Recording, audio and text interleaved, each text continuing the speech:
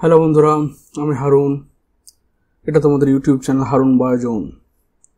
আজকে আমরা এই ভিডিওতে ক্লাস 12-এর প্ল্যান্ট ব্রিডিং পার্ট সম্পর্কে আলোচনা করব, যেটা তোমার ক্লাস 12-এর খাদ্যের উৎপাদনের উন্নতি সাধন বা ইমপ্রুভমেন্ট ইন ফুড প্রোডাকশন থেকে নেওয়া হয়েছে।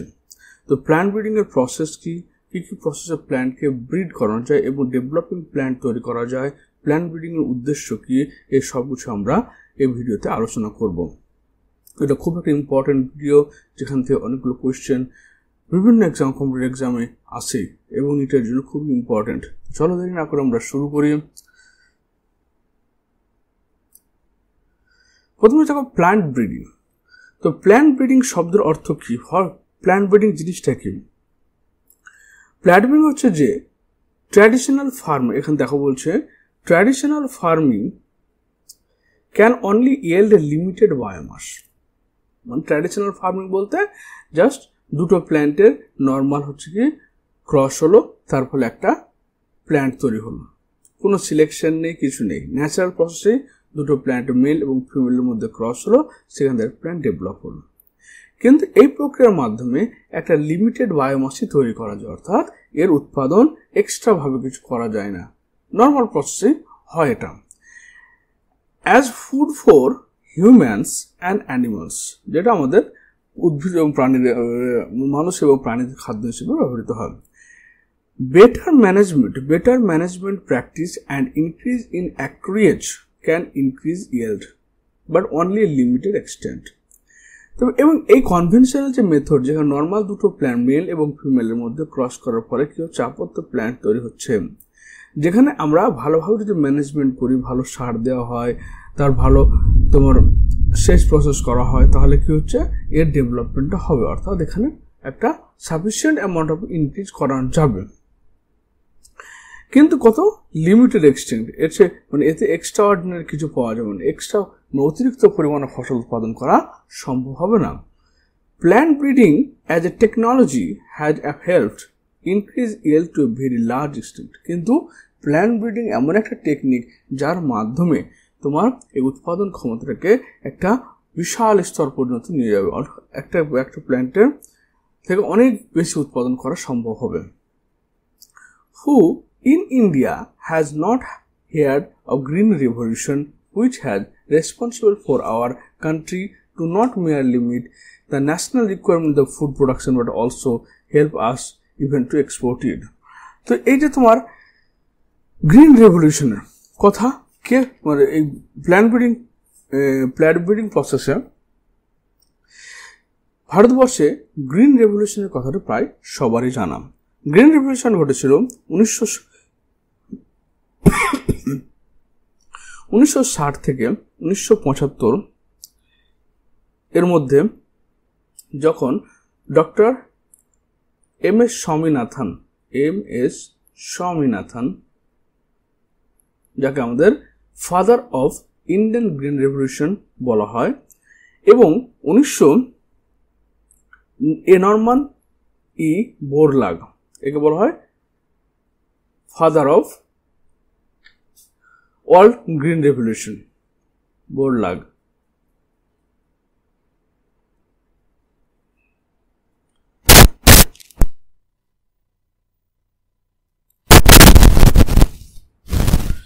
একে বলা হয় ফাদার অফ গ্রিন রেভলিউশন, একে বলে father of Indian green revolution, এবং এই ফাদার অফ ওয়ার্ল্ড বা গ্রিন রেভলিউশন এর জন্য 1970 খ্রিস্টাব্দে নোবেল প্রাইজও দেওয়া হয়। তো এই গ্রিন রেভলিউশনের ফলে ইন্ডিয়াতে খাদ্যের বা শস্যের এত উন্নতি হয়েছিল, যেটা দেশের চাহিদা পূরণ করার পর সেটা এক্সপোর্ট করতে পারা হয়েছিল। Green revolution was dependent to a large extent on the plant breeding technique for development of high yielding and disease resistant varieties of wheat, rice, maize. এই গ্রিন রেভলিউশনের মাধ্যমে কি করা হয়েছিল, যে হাই ইয়েল্ডিং প্ল্যান্ট যার উৎপাদন ক্ষমতা অনেক বেশি এবং যেগুলো ডিজিজ রেজিস্ট্যান্স, অর্থাৎ বিভিন্ন ভাইরাস বলো, ব্যাকটেরিয়া বা ছত্রাকের resistant rice plant, wheat plant, maize plant তৈরি করা হয়েছিল। The Green Revolution was period significant technological advancement in agriculture. কখন হয়েছিল এটা? ওই 20 সেঞ্চুরির দিকে এই তোমার হয়েছিল, 1960 থেকে 1973 খ্রিস্টাব্দের দিকে। এখানে দেখো, এখানে MS স্বামীনাথনকে ভারতীয় গ্রিন রেভলিউশন জনক বলা হচ্ছে, father of green revolution in India, and Norman বোরলাগকে ফাদার অফ গ্রিন রেভলিউশন বলা হয়, who received Nobel prize in 1970। তাহলে এখানে বলা হচ্ছে যে নর্মাল কনভেনশনাল বা প্রথাগত যে আমরা চাষবাস করি, যেখানে কিছু প্রাকৃতিক উপায় একটা মেল এবং ফিমেল প্ল্যান্টের মধ্যে ক্রস হয়, ক্রস হওয়ার পর কি আপত্তি তৈরি হয়, সেখানে আমরা খুব ভালো ম্যানেজমেন্ট করলেও একটা লিমিটেড এই পর্যন্ত অ্যামাউন্ট পর্যন্ত ফসলের উৎপাদন বৃদ্ধি করা যায়। কিন্তু প্ল্যান্ট ব্রিডিং এমন একটা টেকনিক যেখানে তোমার লার্জ এক্সটেন্ট পর্যন্ত প্ল্যান্টকে ডেভেলপ করা যায়, এবং কীভাবে ডেভেলপগুলো করা যাচ্ছে সেটা আমরা পরে চলো ডিসকাস করব। What is plant breeding? Plant breeding বলতে গেলে আমরা বলি জীববিজ্ঞানের যে শাখায় উদ্ভিদের জিনগত পরিবর্তন ঘটিয়ে তাদের মধ্যে কি করা হয়, উন্নত প্রজাতির ডিজিজ রেজিস্ট্যান্ট এবং ফুড কোয়ালিটি বৃদ্ধি করা হয়, তাকে আমরা প্ল্যান্ট ব্রিডিং বলছি। এখানে কি বলা হচ্ছে দেখো, plant breeding is the purposeful manipulation of plant species in order to create desired plant types that are better suited for cultivation, give better yields and disease resistant. তাহলে প্ল্যান্ট ব্রিডিং এমন একটা শুধু মানুষের তৈরি করা জিনিস, যার উদ্দেশ্যমূলক জিনিস, যেখানে কি করা হচ্ছে, বেটার সুইটেড ফর কাল্টিভেশন, যেগুলো খুব সহজে চাষবাস করা যাচ্ছে, বেটার ইয়েল্ড, খুব বেশি উৎপাদন ক্ষমতা রয়েছে, এবং ডিজিজ রেজিস্ট্যান্ট হচ্ছে, তারা মানে রোগ প্রতিরোধ ক্ষমতাযুক্ত হচ্ছে। Conventional plant breeding has been practice for thousand of years since the beginning of human civilisation. তাহলে বলছে এই যে আমাদের কনভেনশনাল ব্রিডিং যে টেকনিকটা সেটা আমাদের হাজার বছর থেকে পৃথিবীতে হয়ে আসছে। এর ফলে কি হচ্ছে, যতদিন পৃথিবীতে মানব সভ্যতার বিকাশ, তখন তো কনভেনশনাল ও প্রথাগত যে ব্রিডিংটা আমাদের হয়ে আসে। Recorded evidence of the plant breeding date back 9,000 to 11,000 years ago। যে আমরা আমাদের 9,000 বছর থেকে 11,000 বছর আগের যে রেকর্ড রয়েছে আমাদের মানব সভ্যতা সম্পর্কে, তখন থেকে আমাদের কিন্তু এই নর্মাল প্ল্যান্ট ব্রিডিং বা কনভেনশনাল প্ল্যান্ট, প্রথাগত যে চাষবাস আমাদের সেটা হয়ে আসছে। Many present day crops are the result of domestication in ancient times. এখনো বর্তমানে অনেক শস্য রয়েছে যেগুলো আমাদের চাষবাস করা হয়, সেগুলো কি হয় সেই আগেকার প্রথাগত উপায়ে। Today all our major food crops are derived from domestic varieties. বর্তমান কালেও যত আমাদের মেজর যেগুলো ফুড আমরা পাই, ধান, গম, চাল, ভুট্টা, এসব জিনিসগুলো সবগুলোই কিন্তু ডোমেস্টিকেটেড ভ্যারাইটিস মানে আমাদের যে নর্মাল ওয়াইল্ড ভ্যারাইটি রয়েছে সেখান থেকে কালেক্ট করা হয়। Classical plant breeding involves crossing or hybridization of pure line, followed by artificial selection to produce plants with desirable traits together of high yielding, nutrition resistant to disease. কিন্তু বলছে classical plant breeding, conventional plant breeding আমাদের 9,000 থেকে 11,000 বছর আগে থেকেই চলে আসছে, যেখানে প্রাকৃতিক উপায়ে দুটো গাছের মধ্যে পরাগযোগ ঘটছে, পরাগযোগ ফলে নতুন গাছ তৈরি, সেখান থেকে আবার তোমার চাষবাস করা হচ্ছে, সিড থেকে চাষবাস করা হচ্ছে। কিন্তু বর্তমানে যে ক্লাসিক্যাল প্ল্যান্ট ব্রিডিং, যেখানে কি করা হচ্ছে, যেখানে তোমার দুটো পছন্দসই গাছের মধ্যে ক্রসিং করানো হচ্ছে। যেমন এখানে দেখো ক্রস ব্রিডের ক্ষেত্রে কি হচ্ছে, একটা এলিট ভ্যারাইটি ডিজিজ সাসেপ্টেবল, একটা এই গাছটা থেকে রোগ বেশি হচ্ছে কিন্তু উৎপাদন খুব বেশি, এবার এই গাছটার মধ্যে ডিজিজ রেজিস্ট্যান্ট কিন্তু উৎপাদন কম, বুঝতে পারলে? তাহলে উৎপাদন বেশি কিন্তু ডিজিজ আক্রান্ত বেশি, রোগাক্রান্ত গাছটার সঙ্গে একটা ডিজিজ রেজিস্ট্যান্ট অর্থাৎ রোগ প্রতিরোধ ক্ষমতাযুক্ত গাছের যদি ক্রস ঘটানো হয়, তাহলে যে গাছটা আমরা আলটিমেট পাবো সেই গাছটা কি হচ্ছে 5 থেকে 6 জেনারেশন বা 7 জেনারেশন চাষ করার ফলে সেখানে দেখা যাচ্ছে যেখানে গাছটা ডিজিজ রেজিস্ট্যান্টও হচ্ছে, আবার তোমার হাই ইয়েল্ডিংও হচ্ছে। অর্থাৎ এই গাছের ডিজিজ রেজিস্ট্যান্ট গুণ আর এই গাছের হাই ইয়েল্ডিং উন্নত উৎপাদনশীলতার গুণ একসাথে এই গাছটার মধ্যে চলে এসছে, যার ফলে কি হচ্ছে আমাদের উন্নত মানে পছন্দসই গাছের মধ্যে ক্রস করার ফলে একটা উন্নত ভ্যারাইটি তৈরি হলো জিনিসে, যার মধ্যে এই দুটো গাছেরই ভালো গুণটা প্রেজেন্ট থাকছে। এটাই হচ্ছে ক্রস ব্রিডিং এবং এটাই হচ্ছে হাইব্রিডাইজেশন প্রসেস। যার ফলে কি হচ্ছে আমাদের রোগ প্রতিরোধ ক্ষমতা বাড়ছে, উৎপাদনশীল ক্ষমতা বেড়ে যাচ্ছে এবং আমাদের কি হচ্ছে সে খাদ্যের খাদ্য গুণ পর্যন্ত বেড়ে যাচ্ছে। With advancement in genetics, molecular biology and tissue culture, plant breeding is now increasingly being carried out by using molecular genetics tools. তাহলে আমাদের যে জিনগত বিদ্যায় যে উন্নত হয়েছে বা মলিকুলার বায়োলজি যে উন্নত হয়েছে বা তোমার হচ্ছে আণবিক জীববিদ্যায় বা তোমার প্ল্যান্ট ব্রিডিং টেকনিক যে উন্নত হয়েছে, তার ফলে কি হচ্ছে আমাদের being carried out by using molecular genetic tools. তো মলিকুলার জেনেটিক্সকে ব্যবহার করে আমরা মলিকুলার জেনেটিক্সের টুলসগুলো যেমন মলিকুলার বায়োলজি, জেনেটিক্স, টিস্যু কালচারের মাধ্যমে আমরা কি উন্নত ভ্যারাইটির চাষবাস করতে পারছি। If we were to list the traits or characters that the breeders have tried to incorporate into the crop plant, the first we would list would be increased crop yield or improved quality. তাহলে যারা plant breeding করে তাদের plant breeder বলা হয়। তাহলে এর জন্য কি করতে হবে, প্রথমে প্ল্যান্ট ব্রিডারদের সিলেক্ট করতে হবে যে আমি এই গাছটার মধ্যে কি কি উন্নত বৈশিষ্ট্যগুলো নিয়ে আসতে চাইছি, সেটা আগে সিলেকশন করতে হবে এবং সেই সিলেকশনের উপর ভিত্তি করে আমাকে গাছকে চুজ করতে হবে, সিলেকশন করতে হবে। সিলেকশন করার পরে তারপর তাদের মধ্যে ক্রস করে আপত্তি ভ্যারাইটি তৈরি করবে, তার ফলে ইমপ্রুভ কোয়ালিটি হবে। Increase tolerance to environmental stress, যেমন salinity, extreme temperature, drought, resistant to pathological virus, fungi and bacteria, and increased tolerance to insect pest would be on our list too. তাহলে কি কি লিস্টগুলো হতে পারে?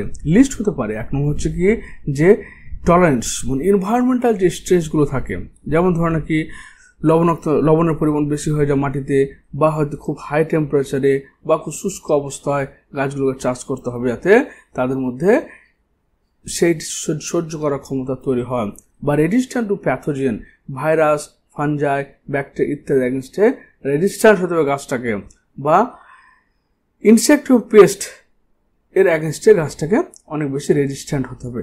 অর্থাৎ যে সমস্ত ফ্যাক্টরগুলো গাছকে নষ্ট করছে, যেমন এনভায়রনমেন্টাল কন্ডিশনের জন্যই তো আমরা আবার ধরেন শীতকালের শস্য গ্রীষ্মকালে চাষ করতে পারি না। তো সেই শীতকালের শস্যরা যদি গ্রীষ্মকালের গরমকেও সহ্য করতে পারে তাহলে আমাদের সমস্যা নেই, সারা বছর ফসলটা চাষ করা যেতে পারে। আবার দেখো যেখানে যে সমস্ত এলাকায় প্রচণ্ড ড্রট, শুষ্ক আবহাওয়া রয়েছে, বা গ্রীষ্মকালে যখন শুষ্ক আবহাওয়া থাকে তখন কি হচ্ছে সেই শুষ্ক আবহাওয়ায় মানে গাছকে চাষ করতে গেলে সেখানে কি যাতে কম জলে গাছটা খুব ভালোভাবে হেলদিভাবে ইয়েল্ড করতে পারে, উৎপাদন করতে পারে, সে ব্যবস্থা আমাদের করতে হবে। তার জন্য ড্রট রেজিস্ট্যান্ট করতে হবে, শুষ্কতার সঙ্গে অ্যাডজাস্ট করাতে হবে, অ্যাডাপ্টেবল করাতে হবে। তা আমরা কি করি, এই প্ল্যান্ট ব্রিডিং একটা হচ্ছে ক্রস ব্রিডিং, হয়তো দুটো সিলেক্টেড উদ্ভিদ, ওর মধ্যে আমি কি করলাম ক্রস 8 থেকে 10 বছর ধরে 5-7 জেনারেশন 10 জেনারেশন পর্যন্ত, মানে এক জেনারেশনের উন্নত গাছগুলোর মধ্যে ক্রস করে যে বীজ উৎপন্ন হলো সেই বীজ থেকে আবার অন্য ধরনের উৎপন্ন গাছগুলোকে আবার ক্রস করা হলো, এবং ক্রস করাতে একসময় আমাদের ডিজায়ারেবল বা কাঙ্ক্ষিত বৈশিষ্ট্যগুলো পাওয়া যাবে। মিউটেশন ব্রিডিং, এখানে বিভিন্ন মিউটাজেন যেমন আলট্রাভায়োলেট হতে পারে, যেমন বিভিন্ন কেমিক্যাল মিউটাজেন হতে পারে, ফিজিক্যাল মিউটাজেনের মাধ্যমে জিনের পরিবর্তন ঘটিয়ে আমরা এখানে মিউটেশন ব্রিডিং তৈরি করতে পারি। ট্রান্সজেনিক ব্রিডিং, অর্থাৎ কোনো একটা গাছের একটা উন্নত বৈশিষ্ট্যযুক্ত জিন রয়েছে, সেই উন্নত বৈশিষ্ট্যযুক্ত জিনটাকে অন্য একটা ক্রপ প্ল্যান্টের মধ্যে ট্রান্সফার করার ফলে তার উন্নত করতে পারে। আবার জেনোম এডিটিং, অর্থাৎ জেনোম বলতে কাকে বলা হচ্ছে যে total number of gene present in a haploid chromosome is called genome. তো সেই জেনোমের মধ্যে যে জিনগুলো গাছের বৈশিষ্ট্য নির্ধারণ করছে সেই জিনগুলোকে এডিটিং করার ফলে সেখানে আমরা মডিফাইড জিনের মাধ্যমে সেখানে আবার নতুন প্ল্যান্ট পেতে পারি। এভাবে আমরা কি করতে পারি, বিভিন্ন উপায়ে তোমার গাছের উন্নতি করতে পারি। কিন্তু এই সমস্ত টেকনিকগুলো অ্যাপ্লাই করার আগে প্রথমে আমাদের সিলেকশন করতে হবে প্ল্যান্টকে, কোন ধরনের প্ল্যান্টের উপরে করব এবং সেই প্ল্যান্টটা ডেভেলপড কিনা, তার মধ্যে সেই বৈশিষ্ট্যগুলো আছে কিনা, কি কি বৈশিষ্ট্য নেই, এইসব জিনিসগুলো প্ল্যান্ট সিলেকশনটা খুব একটা বড় ব্যাপার। তারপর দেখো এখানে বলছে if we are to list the traits or characters that the breeders have to try to incorporate into the crop plants, the first we would list would be increased crop yield or improved quality. তাহলে এখানে plant ব্রিডারদের আমাকে প্রথমে selection করতে হবে যে কোন কোন বৈশিষ্ট্যগুলো প্ল্যান্ট ব্রিডাররা ইমপ্রুভ করতে চাইছে। Increase tolerance to environmental stress, প্রথম হচ্ছে কি যে যাতে স্ট্রেসের অ্যাগেনস্টে টলারেট হতে পারে। Salinity, extreme temperature, drought, resistant pathogen. তাহলে এখানে অবজেক্টিভ অফ প্ল্যান্ট ব্রিডিংয়ের আমাদের প্রধান অবজেক্টিভ কি হবে? প্রথম হচ্ছে ইনক্রিজ ইয়েল্ড, 1 নম্বর পয়েন্ট হলো আমাদের খাদ্যের উৎপাদন রেট বাড়াতে হবে।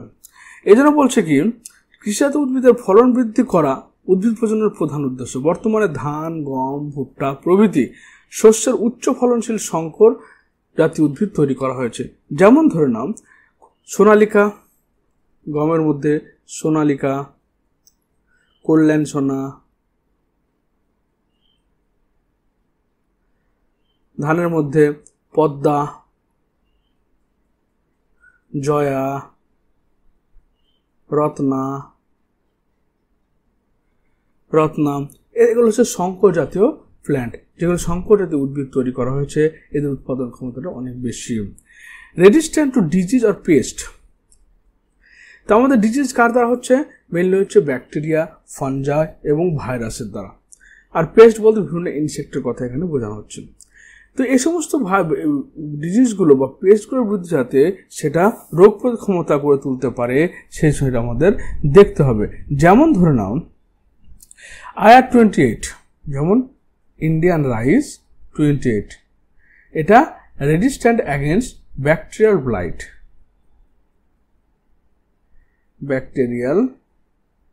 ব্লাইট ডিজিজ তৈরি করা হয়েছে। আবার দেখো সোনেরাস 64, গমের যে ভ্যারাইটি রয়েছে সোনেরাস 64, সেটা rust of wheat against rust disease, অর্থাৎ গমের মরিচা রোগ এর এগেনস্টে এটা সাসেপ্টেবল। তারপর হচ্ছে তোমার কি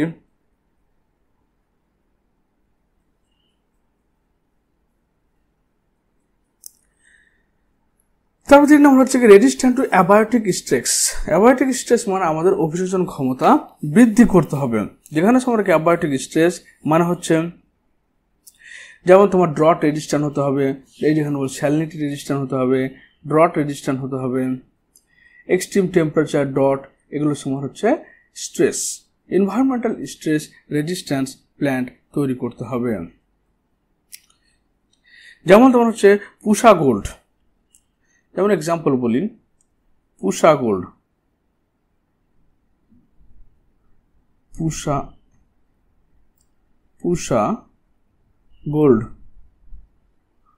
গোল্ড, যেটা তোমার একটা গমের ভ্যারাইটি পুষা গোল্ড HW2045, এটা গমের একটা ভ্যারাইটি যেটা হাই টেম্পারেচারে জন্মায়। তো এগুলা টেম্পারেচার রেসিস্ট্যান্স রয়েছে। এরকমভাবে অ্যাবায়োটিক রেজিস্ট্যান্স হতে হবে। ইমপ্রুভ কোয়ালিটি, এবারে খাবারটা যে উৎপন্ন হচ্ছে সেই খাবারটার কোয়ালিটিকে ইমপ্রুভ করতে হবে। কেন কোয়ালিটিকে ইমপ্রুভ করতে হবে? যেমন দেখো হচ্ছে কি যেমন দ্বিতীয় ভ্যারাইটির গমের দানা সাদা নরম প্রকৃতির হয়। তারপর যেমন SL94 4033, এটা হয় সুগার ক্যানের একটা ভ্যারাইটি যেখান থেকে তোমার প্রচুর পরিমাণে চিনি উৎপন্ন করা হয়। তারপর হচ্ছে কি সাবিত্রী, জয়লক্ষ্মী, সাবিত্রী, এটা একটা কটন ভ্যারাইটি। সেই কটন ভ্যারাইটি থেকে অধিক পরিমাণে আমরা তন্তু কালেক্ট করতে পারি। ফটো সেন্সিটিভিটি, অর্থাৎ দিনে দিনে যে গরম মানে ধরুন গ্লোবাল ওয়ার্মিং বাড়ছে, তো এরপর তাপমাত্রা বাড়ছে, সেই তাপমাত্রা সেন্সিটিভ হতে হবে। সিনক্রোনাস ম্যাচুরিটি, উন্নত গঠনের বৈশিষ্ট্য হতে হবে অর্থাৎ একটা গাছ খুব বেশি উঁচু হয়ে গেলে কী হবে, ঝড়ে বাতাসে পড়ে যাবে। খুব ছোট হলে উৎপাদন ক্ষমতা কমে যাবে, কিন্তু মাঝারি ধরনের হাইট এবং প্রচুর শাখা প্রশাখা যুক্ত হলে সেখানে ফসলটা ভালো হবে। এলিমিনেশন অফ টক্সিক সাবস্ট্যান্স, উদ্ভিদের মধ্যে অনেক বিষাক্ত খাবার রয়েছে, মানে প্রোডাক্ট, বিষাক্ত উপাদান রয়েছে যেগুলো আমাদের ক্ষতি করে। যেমন ধরে নাও সর্ষে থেকে এরুসিক অ্যাসিড হচ্ছে মাস্টার্ডের মধ্যে পাওয়া যায়। মাস্টার্ড, এই মাস্টার্ড হলে কি হচ্ছে, আমাদের এটা বিষাক্ত, আমাদের জন্য বিষাক্ত। তাই সে এরুসিক অ্যাসিডকে সর্ষে থেকে রিমুভ করা হয়েছে কার দ্বারা, এই প্ল্যান্ট ব্রিডিং টেকনোলজির মাধ্যমে। এবার একটা পয়েন্ট তোমার মনে হতে পারে যে আমরা এই টক্সিকগুলো কেন মুভ করব, বা তাদেরকে এই যে আমাদের বিভিন্ন ধরনের অ্যাবায়োটিক স্ট্রেসগুলো রয়েছে সেগুলো আসলে কি ক্ষতি করে আমাদের। দেখো, যেমন বলছে কি, যদি বায়ুমণ্ডলে হাই লাইট এবং হিট স্ট্রেস বেড়ে যায়, তাপমাত্রা বেড়ে গেল, লাইট সেন্সিটিভ বেড়ে গেল, লাইট কনসেন্ট্রেশন বেড়ে গেল যদি তাপমাত্রার মধ্যে, সেটা উদ্ভিদের কি ড্যামেজ করছে, ওদের মেমব্রেনটাকে ড্যামেজ করে দিচ্ছে এবং ফটো রেসপিরেশন ঘটাচ্ছে, অর্থাৎ আলোক শ্বসন ঘটাচ্ছে, যার ফলে কি হচ্ছে, প্রচুর রিয়াক্টিভ অক্সিজেন স্পিসিস অ্যাকুমুলেশন হচ্ছে, অর্থাৎ বিভিন্ন ধরনের টক্সিক মেটেরিয়াল, রিয়াক্টিভ অক্সিজেন স্পিসিসগুলো, যেমন হাইড্রোজেন পারঅক্সাইড হতে পারে, সুপার অক্সাইড হতে পারে, এসব জিনিসগুলো জমা হচ্ছে, যেগুলো কি করছে, তোমার heat and drought stress often occur simultaneously causing additive damage to the plant, যেটা উদ্ভিদকে ক্ষতি করছে। এমন প্ল্যান্ট তৈরি করতে হবে যেগুলো হাই লাইট এবং স্ট্রেস তাদের ক্ষতি করতে পারে।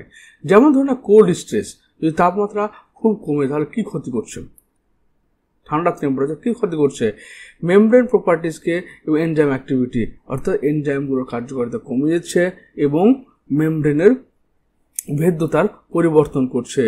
তারপর কি করছে, frost damage cause severe damage to the plant and tissue necrosis, এবং অতিরিক্ত ঠান্ডায় গাছগুলোর পচন শুরু হয়ে যাচ্ছে। তাই তোমার কি করতে হবে, তাই কোল্ড টলারেন্ট করতে হবে। ড্রট স্ট্রেস মানে শুষ্কতা একটা প্ল্যান্টের কি করে, cause osmotic stress and stomatal closure, কারণ যখন শুষ্কতা, মাটির মধ্যে জল কম থাকে, তখন সেই জল কমটা আসলে গাছের কি ক্ষতি করে, তাদের স্টোমাটাকে বন্ধ করে দেয়।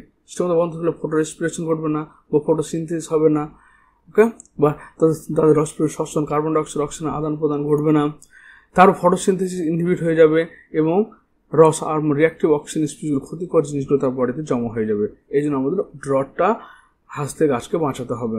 টক্সিক মেটালস, যেমন এখানে বললাম এরুসিক অ্যাসিডের কথা, এগুলো গাছের কি ক্ষতি করে, create cytotoxic effect via variety of different mechanisms as a production of রস, blocking essential functional group, biomolecules, essential metals, iron from the biomolecule। তাহলে কি হচ্ছে, যে এই টক্সিক মেটালগুলো উদ্ভিদের বডিতে প্রচুর পরিমাণে রিয়াক্টিভ অক্সিজেন স্পিসিস, ক্ষতিকর জিনিস তৈরি করছে, তাদের নর্মাল যে ফাংশন বা মেকানিজম সেগুলো বন্ধ করে দিচ্ছে, নর্মাল যে বায়োমলিকুল সেগুলো রিপ্লেস করে দিয়ে ক্ষতিকর জিনিসগুলোকে অ্যাকুমুলেট করাচ্ছে। সুতরাং সেই টক্সিক মেটাল থেকে তাদেরকে দূর করতে হবে। এবার ফ্লাডিং, ধরে না প্রচুর পরিমাণে বন্যা হচ্ছে, গাছ তলায় ডুবে যাচ্ছে, তার ফলে গাছের কি ক্ষতি হচ্ছে, হাইপোক্সিয়া। প্রথম হচ্ছে, গাছ যখন জলের তলায় ডুবে যাবে তখন তার অক্সিজেন অভাব হওয়ার ফলে হাইপোক্সিয়া হবে, তার পিসিডি বাড়বে, অর্থাৎ প্রোগ্রাম সেল ডেথ, নিজের কোষকে নিজে ধ্বংস করতে থাকবে। অক্সিডেটিভ স্ট্রেস, তার বডিতে অক্সিডেশন ঘটবে না, সামটাইমস ইনহিবিট নিউট্রিয়েন্ট আপটেক, কিছু সময় ওরা নিউট্রিয়েন্ট আপটেক করতে পারবে না, মারা যাবে। সল্ট, লবণ কি ক্ষতি করছে একটা গাছের, অসমোটিক অ্যান্ড আয়নিক স্ট্রেস, লবণ করে আমাদের বডির অসমোটিক ব্যালেন্স, অবিশ্রবণীয় সমতা বজায় রাখে, যেটা তোমার নষ্ট হয়ে যাচ্ছে। তার বিভিন্ন টক্সিক মেটাল জমা হচ্ছে। High salinity decrease mineral nutrient uptake, গাছের মধ্যে যদি লবণের পরিমাণটা বেড়ে যায় তাহলে কি হবে, বিভিন্ন মিনারেলস আপটেক ক্ষমতা ওর কমে যাবে। তাছাড়া পলিউট্যান্ট, আমরা দূষক পদার্থ রেজিস্ট্যান্ট প্ল্যান্ট তৈরি করি, দূষক পদার্থ কি ক্ষতি করছে গাছে, different pollutant like ozone, sulphur dioxide cause acid rain. এবার অ্যাসিড রেন হচ্ছে, তো মাটিতে অ্যাসিডের পরিমাণ বেড়ে যাচ্ছে, এবার অ্যাসিডিটি যখন বেড়ে যাচ্ছে তখন গাছের মধ্যে কি হচ্ছে, অসমোটিক ইমব্যালেন্স দেখা দিচ্ছে। Ultraviolet radiation cause growth inhibition, উদ্ভিদের গ্রোথ বৃদ্ধিকে বাধা দিচ্ছে। মরফোলজিক্যাল চেঞ্জেস, তাদের মরফোলজিটাকে চেঞ্জ করে দিচ্ছে। ইনহিবিশন অফ ফটোসিনথেসিস, তা সালোক সংশ্লেষ প্রসেসটা বন্ধ করে দিচ্ছে। Change in ion permeability of thylakoid membrane, thylakoid মেমব্রেনের মধ্যে আয়নের যে ভেদ্যতা সেটা বন্ধ করে দিচ্ছে। তো এই জিনিসগুলো বা এই স্ট্রেসগুলো প্ল্যান্টের বিভিন্নভাবে ক্ষতি করছে। তাই প্ল্যান্টকে এই ক্ষতিকর জিনিস থেকে মুক্ত করতে গেলে তাকে মডিফিকেশন করতে হবে, তাকে টলারেন্স সহ্য করার ক্ষমতাযুক্ত প্ল্যান্ট তৈরি করতে হবে। তবে আমরা তার থেকে ইমপ্রুভ কোয়ালিটি ফুড বা ইনক্রিজ ইয়েল্ডিং ক্যাপাসিটি পেতে পারি, আদারওয়াইজ পাওয়া যাবে না। তাই যে কারণে প্ল্যান্টের ক্ষতি হচ্ছে সে কারণটাকে বের করে তারপর সেই কারণটাকে সলিউশনের পথ বের করাই হচ্ছে প্ল্যান্ট ব্রিডার্সদের কাজ। তবে আমাদের এই উৎপাদন ক্ষমতা বাড়বে, গুণগত মান বৃদ্ধি পাবে, রেজিস্ট্যান্ট প্ল্যান্ট তৈরি হবে এবং আমরা কি করব, তার গাছের গঠন ঠিকঠাক হবে, সিনক্রোনাস ম্যাচুরিটি আসবে, তবে সেটা উন্নতি করা সম্ভব। The plant breeding program are carried out in a systematic way worldwide in government, institution and commercial companies.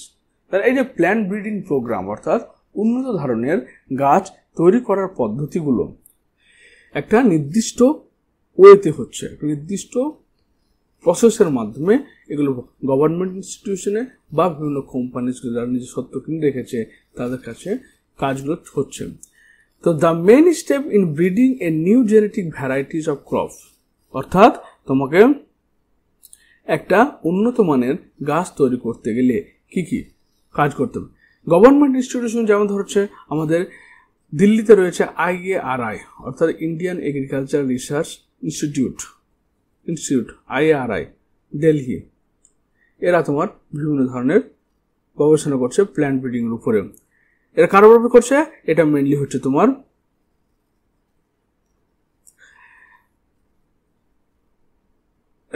তারপর হচ্ছে কি যে সেন্ট্রাল পোটাটো রিসার্চ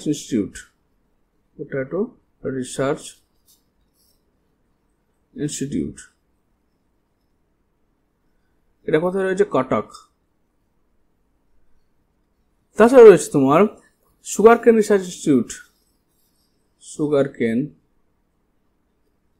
রিসার্চ ইনস্টিটিউট, এগুলো কিন্তু গভর্নমেন্ট বডি ইনস্টিটিউট। এর কোয়েম্বাটুর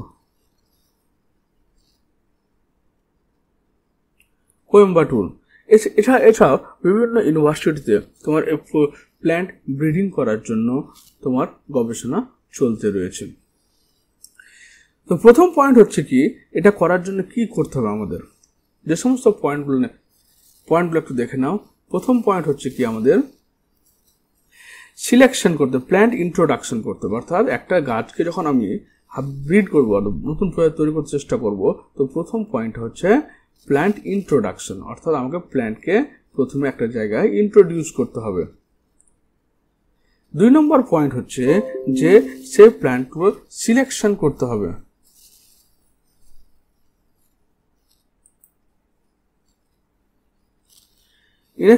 ইন্ট্রোডাকশন করলাম, এবার সেখান থেকে যে প্ল্যান্টগুলো তৈরি হচ্ছে সেগুলো সিলেকশন করে, 2 নম্বর পয়েন্ট হচ্ছে সিলেকশন করা।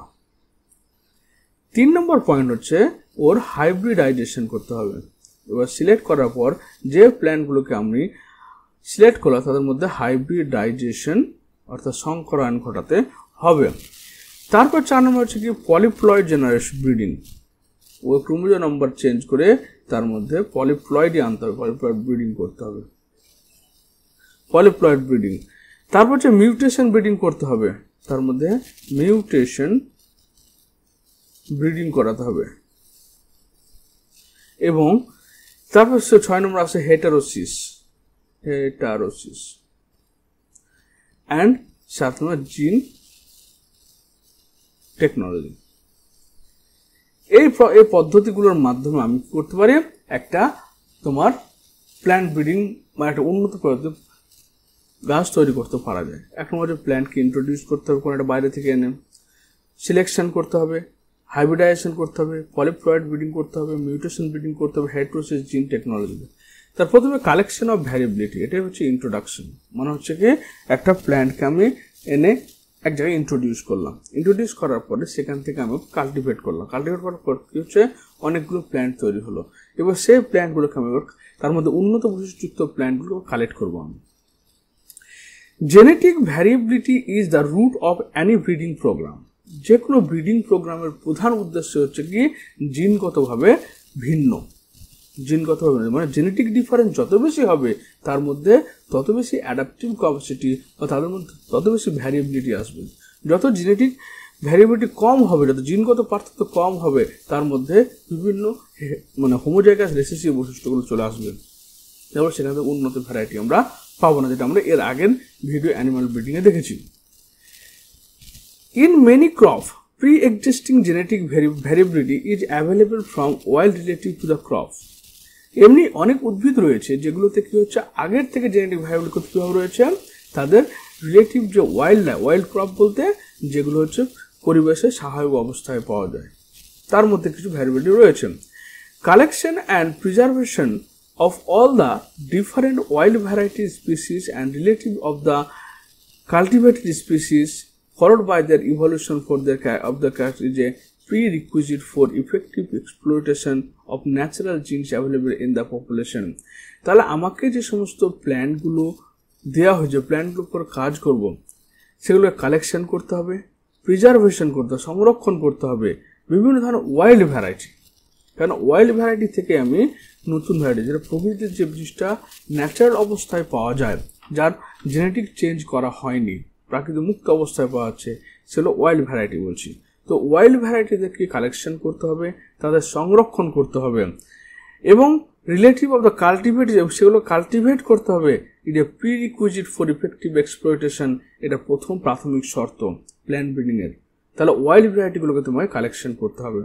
The entire collection of plant and seeds having the diverse allele for all genes in the given crop is called germplasm collection. এবার তুমি যে কালেকশন করছো প্ল্যান্টগুলোকে, সে প্ল্যান্ট হতে পারে বা বীজ হতে পারে, সেগুলো কালেকশন করে যে সংরক্ষণ করছো সেটাকে আমরা বলছি জার্মপ্লাজম কালেকশন। তো এই কালেকশনের আগে আমাকে করতে প্ল্যান্টকে ইন্ট্রোডিউস করতে হবে। তুমি ধরো ল্যাবরেটরিতে একটা প্ল্যান্টের কাল্টিভেট করছো, যেখান থেকে তুমি প্ল্যান্টের নতুন প্ল্যান্ট তৈরি করবে। তো প্রথম কাজ হচ্ছে যে একটা প্ল্যান্ট সে দেশি হতে পারে, বিদেশি হতে পারে, এক্সোটিক হতে পারে, আবার নেটিভও হতে পারে। মানে আমাদের দেশের মধ্যে কোনো একটা উন্নত উদ্ভিদ হতে পারে বা সেটা বাইরে থেকে এনে আমার এখানে চাষ করতে হবে। এবার এর মধ্যে প্রাইমারি ইন্ট্রোডাকশন মানে হচ্ছে তুমি একটা ধরে নাও তুমি একটা ল্যাবরেটরিতে কাজ করছো, এবার একটা ওয়াইল্ড ভ্যারাইটিকে তুমি নিয়ে আসলে, ধরো তুমি ওয়েস্ট বেঙ্গলে কাজ করছো, তুমি ধরো নাও অন্য পশ্চিমবঙ্গ বিহার থেকে একটা প্ল্যান্টকে নিয়ে আসলে, নিয়ে আসার পর তুমি এখানে কাল্টিভেট করছো, তার মধ্যে কোনো জিনগত পরিবর্তন ঘটানো হয়নি, তখন সেটাকে আমরা বলছি প্রাইমারি ইন্ট্রোডাকশন। মানে এখানে উইদাউট জেনেটিক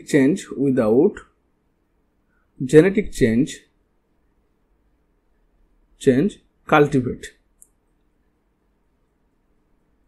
হলো, এটা হচ্ছে প্রাইমারি ইন্ট্রোডাকশন হয়ে যাবে। এবার সেকেন্ডারি মানে কি, তুমি যে প্ল্যান্টটাকে নিয়ে আসলে বাইরে থেকে, তার সঙ্গে তুমি লোকাল ভ্যারাইটি কী করলে ক্রস করালে, মানে এক্সোটিক প্ল্যান্ট এর সঙ্গে লোকাল ভ্যারাইটি তুমি ক্রস করালে, ক্রস করার পরে যে F1 জেনারেশন পাওয়া গেল, এগুলো এদেরকে তুমি কাল্টিভেট করছো, তখন সেটাকে সেকেন্ডারি ইন্ট্রোডাকশন বলা হয়। Clear?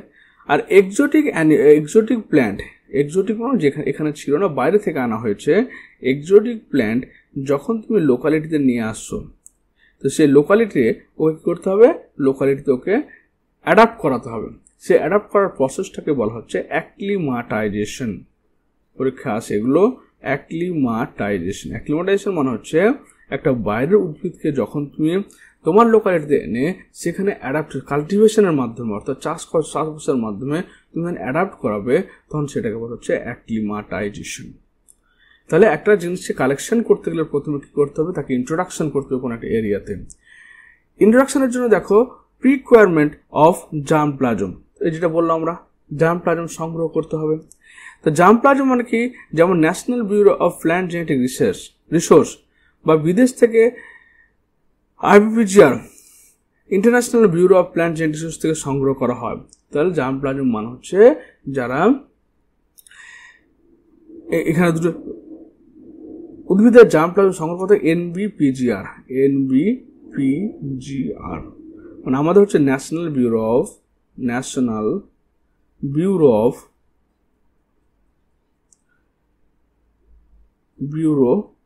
Of plant genetic research plant genetic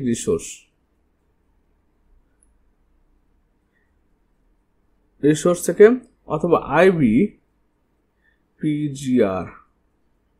international bureau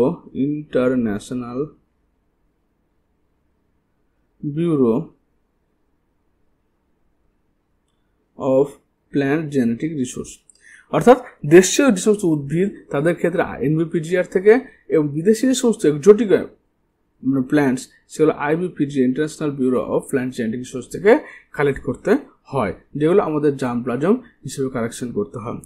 তার প্যাকেজিং অ্যান্ড ডিসপ্যাচ, উদ্ভিদের যে সমস্ত অঙ্গগুলো কালেকশন করলাম, যেমন ধরুন একটা বীজ হতে পারে, তারপর টিউবার হতে পারে, রুট হতে পারে, সেগুলো বা তোমার সাকার হতে পারে, ওকে, এগুলোকে ধাবক হতে পারে, এগুলোকে কালেকশন করার জন্য প্রথমে প্যাকেজ করা হলো, প্যাকেজ করে ডিসপ্যাচ করা হলো, বিভিন্ন স্থানে পাঠানো হয়। তার জন্য আবার কোয়ারেন্টাইন অ্যাক্ট, ধরুন তুমি একটা বাইরে থেকে গাছকে আনছো, ধরুন IBPGR থেকে আনছো, IBPGR কি করে, প্রথমে প্যাকেজ করেন, তারপর ডিসপ্যাচ করে। এরপর আরেকটা জিনিস মেনটেন হচ্ছে কোয়ারেন্টাইন অ্যাক্ট। কোয়ারেন্টাইন কোনো দেশ বা রাজ্যে প্রবেশ করার সময় উদ্ভিদ অঙ্গগুলো কি করতে হয়, তোমার মানে ডিজিজ ফ্রি করতে হয়, ব্যাকটেরিয়া আছে কিনা সেটা দেখতে করা হয়। কোয়ারেন্টাইন, এটা 1912 খ্রিস্টাব্দে কোয়ারেন্টাইন অ্যাক্ট তৈরি হয়। কোয়ারেন্টাইন অ্যাক্টের মাধ্যমে যখনই কোনো একটা জিনিস এক জায়গা থেকে অন্য জায়গায় ট্রান্সফার হবে, তখন সেটাকে ভালোভাবে জীবাণুমুক্ত করে তবে ট্রান্সফার করা যায়। তারপরে কি করতে হবে, ক্যাটালগ তৈরি করতে হবে। যে গাছটাকে তুমি আনলে সেই গাছটাকে কোথা থেকে নিয়ে এসছো তার নাম সহ ডিটেলস লিখে একটা ক্যাটালগ এঁটে দিয়ে তাই কাল্টিভেশন করতে হবে, এটা ক্যাটালগ। তারপর মাল্টিপ্লিকেশন অ্যান্ড ডিস্ট্রিবিউশন, তারপর সেটাকে কেমন করে অনেক জেনারেশন ধরে চাষ করার পর তার উন্নত ভ্যারাইটি হিসেবে ডিস্ট্রিবিউট করলো। তাহলে আমাদেরকে ইন্ট্রোডাকশন এবং কালেকশন দুটো এখানে পয়েন্ট মনে রাখতে হবে। প্রথম কাজ হচ্ছে আমাকে ইন্ট্রোডাকশন করা, একটা জিনিসকে বাইরে থেকে আনা এবং সেটাকে সেখান থেকে ভালো ভ্যারাইটিকে কালেক্ট করা। 2 নম্বর পয়েন্ট হচ্ছে ইভালুয়েশন সিলেকশন অফ প্যারেন্ট। তুমি প্রথম এবার মেন পর্যায়ে হচ্ছে যে একটা প্ল্যান্ট তুমি নিয়ে আসলে বাইরে থেকে, এবার সেকে কাল্টিভেট করার ফলে অনেকগুলো প্ল্যান্ট তৈরি হলো। এবার কোন প্ল্যান্টকে তুমি, অনেকগুলো প্ল্যান্টের মধ্যে কোন প্ল্যান্টটাকে তুমি চুজ করবে তোমার ডিজায়ারেবল ট্রেট বা আকাঙ্ক্ষিত চারিত্রিক বৈশিষ্ট্য পাওয়ার জন্য, এটা মেন পয়েন্ট। পর্যন্ত আকাঙ্ক্ষিত হচ্ছে অনেকগুলো প্ল্যান্ট থেকে আমার ডিজায়ারেবল ক্যারেক্টার বিশিষ্ট প্ল্যান্টটাকে ইভালুয়েট করতে হবে, মানে ও পছন্দ করতে হবে এবং সিলেকশন করতে হবে, তাকে আলাদা করে সিলেকশন করতে হবে। জার্মপ্লাজম মানে বলছিলাম কি, দ্য NBPGR বা IBPGR থেকে যে জিনিসগুলো আমরা নিয়ে আসলাম, এটা প্ল্যান্টকে চুজ করলাম, সেই germplasm is evaluated, so it is as to identify plants which desirable combination of characters. তাহলে আমরা এই জার্মপ্লাজম যেখানে আমার গাছটা সংগ্রহ ছিল সেখান থেকে আমি পছন্দ করলাম আমার ডিজায়ারেবল ক্যারেক্টার। ধরুন আমি ডিজিজ রেজিস্ট্যান্ট প্ল্যান্ট তৈরি করতে চাই, তো আমাকে ডিজিজ রেজিস্ট্যান্ট কোন প্ল্যান্ট আছে কিনা সেটা চুজ করতে হবে, বা কোনো অন্য ধরনের প্ল্যান্ট আছে কিনা যেটা হাই এলডিং ক্যাপাসিটি, সেরকম প্ল্যান্টকে আমাকে প্রথমে চুজ করতে হবে। The selected plants are multiplied and used in the process of hybridization. এবার যে আমরা ধরুন ডিজিজ ফ্রি একটা প্ল্যান্ট আর সেই প্ল্যান্টটাকে আমি করবো হাইব্রিডাইজ করবো, প্রচুর পরিমাণে তৈরি করব। Pure line R created where ever desirable and possible. Pure line মানে হচ্ছে যে হোমোজাইগাস, পিওর লাইন বলতে হচ্ছে হোমোজাইগাস, মানে আমি যদি পেলাম একটা ডিজিজ রেজিস্ট্যান্ট প্ল্যান্ট তৈরি করব, তো আমার শুধুমাত্র ডিজিজ রেজিস্ট্যান্টটাই দরকার, যে প্ল্যান্ট আমার তৈরি হবে সবগুলো ডিজিজ রেজিস্ট্যান্ট প্ল্যান্টই তৈরি হবে। তো সিলেকশন 3 রকমের হয়, একটা আর্টিফিশিয়াল সিলেকশন, একটা ন্যাচারাল সিলেকশন। ন্যাচারাল সিলেকশন প্রাকৃতিকভাবে হচ্ছে আমাদের, যেটা ডারউইনের মতবাদ হিসেবে হয়। আর্টিফিশিয়ালটা কৃত্রিমভাবে, সেটা mass selection, pure line selection and clonal selection, 3টে পদ্ধতি হয়। এই 4টে পদ্ধতি আমরা এখানে আলোচনা করব। তো চলো দেখি প্রথমে, তাহলে সিলেকশনটা বুঝতে পারলে যে কোন একটি প্রজাতিভুক্ত উদ্ভিদ সম্প্রদায়ের মধ্যে থেকে ফিনোটাইপগত উন্নত মানের অথবা মিশ্র উদ্ভিদ সম্প্রদায় থেকে পছন্দসই বৈশিষ্ট্যের উদ্ভিদকে পৃথক সংগ্রহ করে তা থেকে নতুন একটা উন্নত প্রকার উদ্ভিদ তৈরি করা ও বাছাই করা হচ্ছে সিলেকশন। আর তোমার কাছে ধরুন 1000 গাছ রয়েছে, এবার 1000 গাছের মধ্যে তুমি চাইছো যে শুধুমাত্র রোগ প্রতিরোধ ক্ষমতাযুক্ত 2টো গাছকে আমি সিলেক্ট করব, সেটাই হচ্ছে সিলেকশন প্রসিডিওর। কারণ ওই 2টো গাছকে সিলেক্ট করার পরে তারপর সেখানে 7 to 8 জেনারেশন পর্যন্ত শুধু ক্রস করাতে হবে এবং ওদের যে অফস্প্রিং তৈরি হবে সেখান থেকে উন্নত বৈশিষ্ট্য নিয়ে আবার ক্রস করাতে হবে। ক্রস করাতে করাতে এক সময় দেখা যাবে তার হোমোজাইগোসিটি পাওয়া গেছে, অর্থাৎ সে পিওর লাইন পাওয়া গেছে, যে সেই গাছগুলো সত্যিকারের ডিজিজ রেজিস্ট্যান্ট, তখন সেটাকে তুমি মার্কেটজাত করবে। তো প্রথম হচ্ছে ন্যাচারাল সিলেকশন। প্রথম পয়েন্ট হচ্ছে আমাদের ন্যাচারাল সিলেকশন। ন্যাচারাল সিলেকশন মানে কি? দেখো, ন্যাচারাল সিলেকশন মানে হচ্ছে প্রাকৃতিক পরিবেশের বিভিন্ন প্রভাব রয়েছে যেগুলো জীবের উপর বিরূপ প্রতিক্রিয়া সৃষ্টি করে। যেমন ধরে নাও যে তাপমাত্রা, আম্লত্ব, জলবায়ু, খারত্ব, লবণাক্ত, মৃত্যু অতিরিক্ত জল বা হয়তো হাই টেম্পারেচার, ড্রট, এই সমস্ত জিনিসগুলো প্রাকৃতিকভাবে তৈরি হয়, প্রাকৃতিকভাবে একটা গাছকে বাধা দেয় গ্রো করতে। এই সমস্ত প্রতিকূল পরিবেশ থাকা সত্ত্বেও যে গাছটা নিজেকে মেনটেন করতে পারবে, সে বড় হবে, বেশি উৎপাদন ক্ষমতাশীল হবে, রোগ প্রতিরোধ ক্ষমতাযুক্ত হবে, সেই প্ল্যান্টটাকে আমরা সিলেক্ট করব। যেহেতু এই প্রেশারগুলো মানে নেচার তৈরি করেছে, এটা ন্যাচারাল প্রেশার, ওকে, যেমন টেম্পারেচার হতে পারে, ড্রট হতে পারে,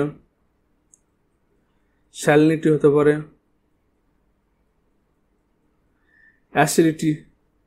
অ্যাসিডিক আর অ্যালকালাইন সোয়েল হতে পারে, ওকে, হিউমিডিটি হতে পারে, ভাইরাস হতে পারে, ব্যাকটেরিয়া, ফানজাই, এগুলো হচ্ছে ন্যাচারাল ফ্যাক্টর। এই ন্যাচারাল ফ্যাক্টরগুলো যখন ইনহিবিট করবে কাকে? প্ল্যান্ট গ্রোথকে। তবুও প্ল্যান্টটা কি করবে? সারভাইভ করবে। তো যে প্ল্যান্টটা সারভাইভ করবে সেই প্ল্যান্টটাকে সিলেকশন করা হচ্ছে natural selection. Goal two adopt organism to the environment over time. Example, in plant breeding, natural selection might favor plants that are resistant to particular disease or specific region. তাহলে এইসব যে factor, এই factor against যখন একটা plant survive করছে, মানে তার মধ্যে সিলেকশন প্রেশার চলে এসছে। এদের কি সিলেকশন প্রেশারটাকে স্লো, এটা খুব ধীরে ধীরে হয়, কারণ যেহেতু প্রাকৃতিক ব্যাপারগুলো অনেকদিন ধরে ঘটে থাকে। Occurring over many generation, control not control by human, এটা মানুষের দ্বারা কন্ট্রোল হয় না, ন্যাচারাল এনভায়রনমেন্টাল ফ্যাক্টরের মাধ্যমে শুধুমাত্র এটা হয়। এটাকে আমরা বলছি কি যোগ্যতমের উদ্বর্তন, অর্থাৎ সার্ভাইভাল অফ দ্য, এটাকে আমরা ডারউইন কি বলেছে? Survival of the fittest. তো যে সমস্ত প্ল্যান্টগুলো প্রাকৃতিক প্রতিবন্ধকতার বিরুদ্ধে সার্ভাইভ করে থাকছে, সে সমস্ত প্ল্যান্টগুলোকে সিলেক্ট করা হচ্ছে ন্যাচারাল সিলেকশন আন্ডারে পড়ছে, ন্যাচারাল সিলেকশন আন্ডারে পড়া হয়।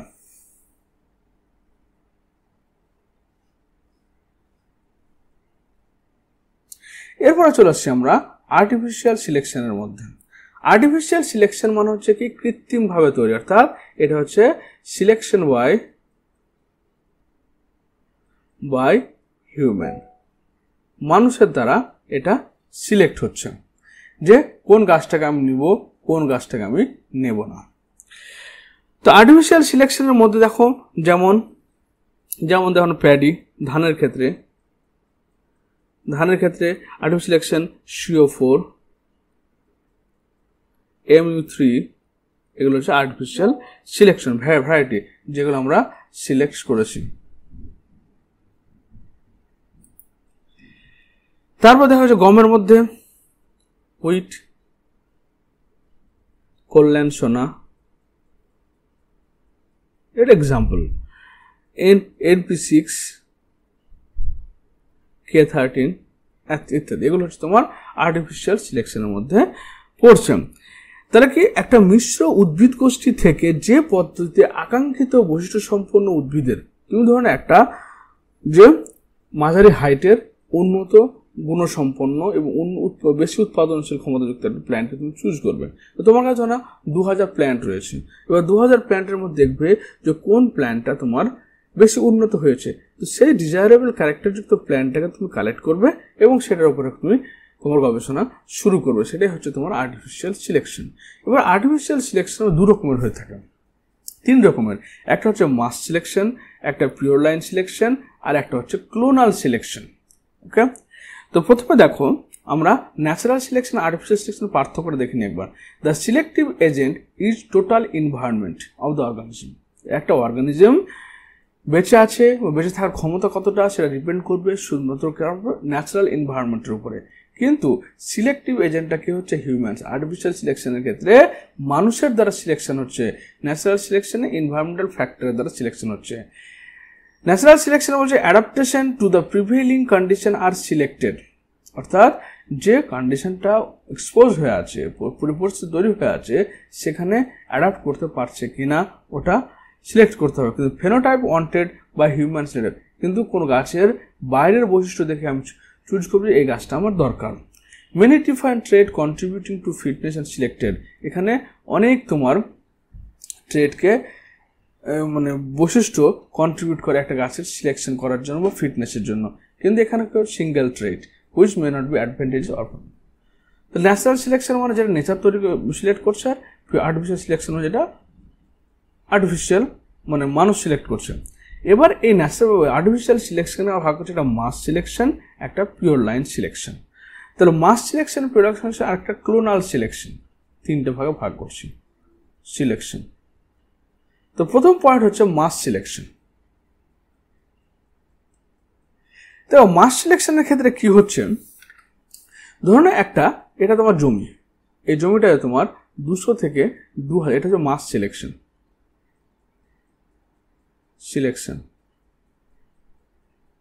এটা হচ্ছে পিওর লাইন সিলেকশন। তো কিভাবে হচ্ছে দেখো, মাস সিলেকশন মানে বুঝলাম কি, ধরুন প্রথম বছরে তোমার জমিতে অনেক গাছ হয়েছে, মোটামুটি 200 থেকে 2000টা গাছ রয়েছে।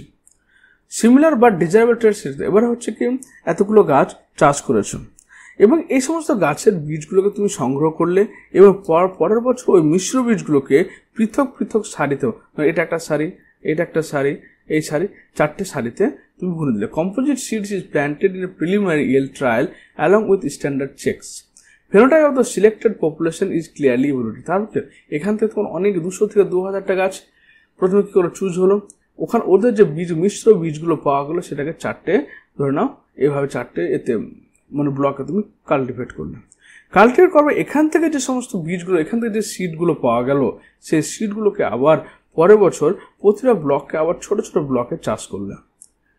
ছোট ছোট ব্লকে তুমি চাষ করলে, এটা 3 to 5 মানে 3 থেকে 5 বছর পর্যন্ত তুমি 2 বছর ধরে, ধরনের 3 বছর ধরে, 2 থেকে 3 বছর ধরে তুমি ছোট ছোট ব্লকে চাষ করতে থাকলে এবং বারবার নির্বাচিত গাছগুলো থেকে আবার বীজ কালেক্ট করলে, আবার সেটাকে কাল্টিভেট করলে এবং 6 to 7 ইয়ার্সে তুমি গিয়ে দেখতে পেলে কি যে সমস্ত গাছগুলিতে আকাঙ্ক্ষিত বৈশিষ্ট্যগুলো প্রকাশিত হচ্ছে না। দেখলে যে সবগুলো গাছে আমার যে বৈশিষ্ট্য দরকার ছিল সেই বৈশিষ্ট্য প্রকাশিত হচ্ছে না বা হচ্ছে কিনা সেটা দেখতে। তার বিভিন্ন অঞ্চলে এবং যে সমস্ত গাছগুলোতে তোমার আকাঙ্ক্ষিত বৈশিষ্ট্য প্রকাশ পাচ্ছে সেগুলোকে নিয়ে গিয়ে তুমি বিভিন্ন এলাকায় চাষ করলে, সেখানে তারা সার্ভাইভ করতে পারছে কিনা সেটা একবার দেখে নিলে।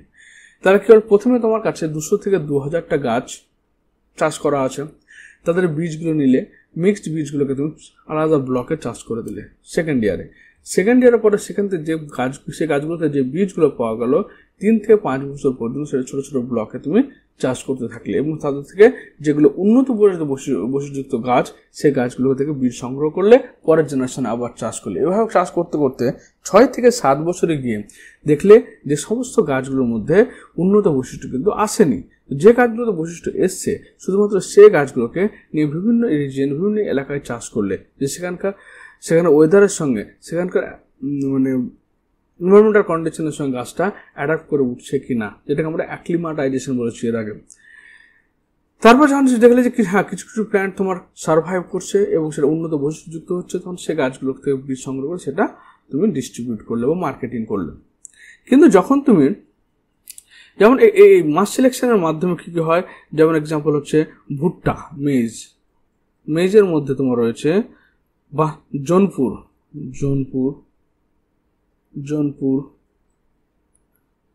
বাসরি, এই সমস্ত উন্নত ভ্যারাইটির গাছ তৈরি করা হয়েছে। তুলোর মধ্যে, কটনের মধ্যে কম্বোডিয়ান কটন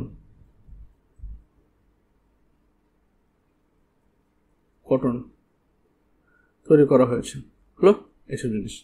এবার পিওর লাইন সিলেকশনে যখন আমরা, পিওর লাইন মানে কি, যে এখানে মেনলি হচ্ছে হোমোজাইগাস, তুমি যা কালেক্ট করবে সেই গাছগুলো একই ধরনের হবে।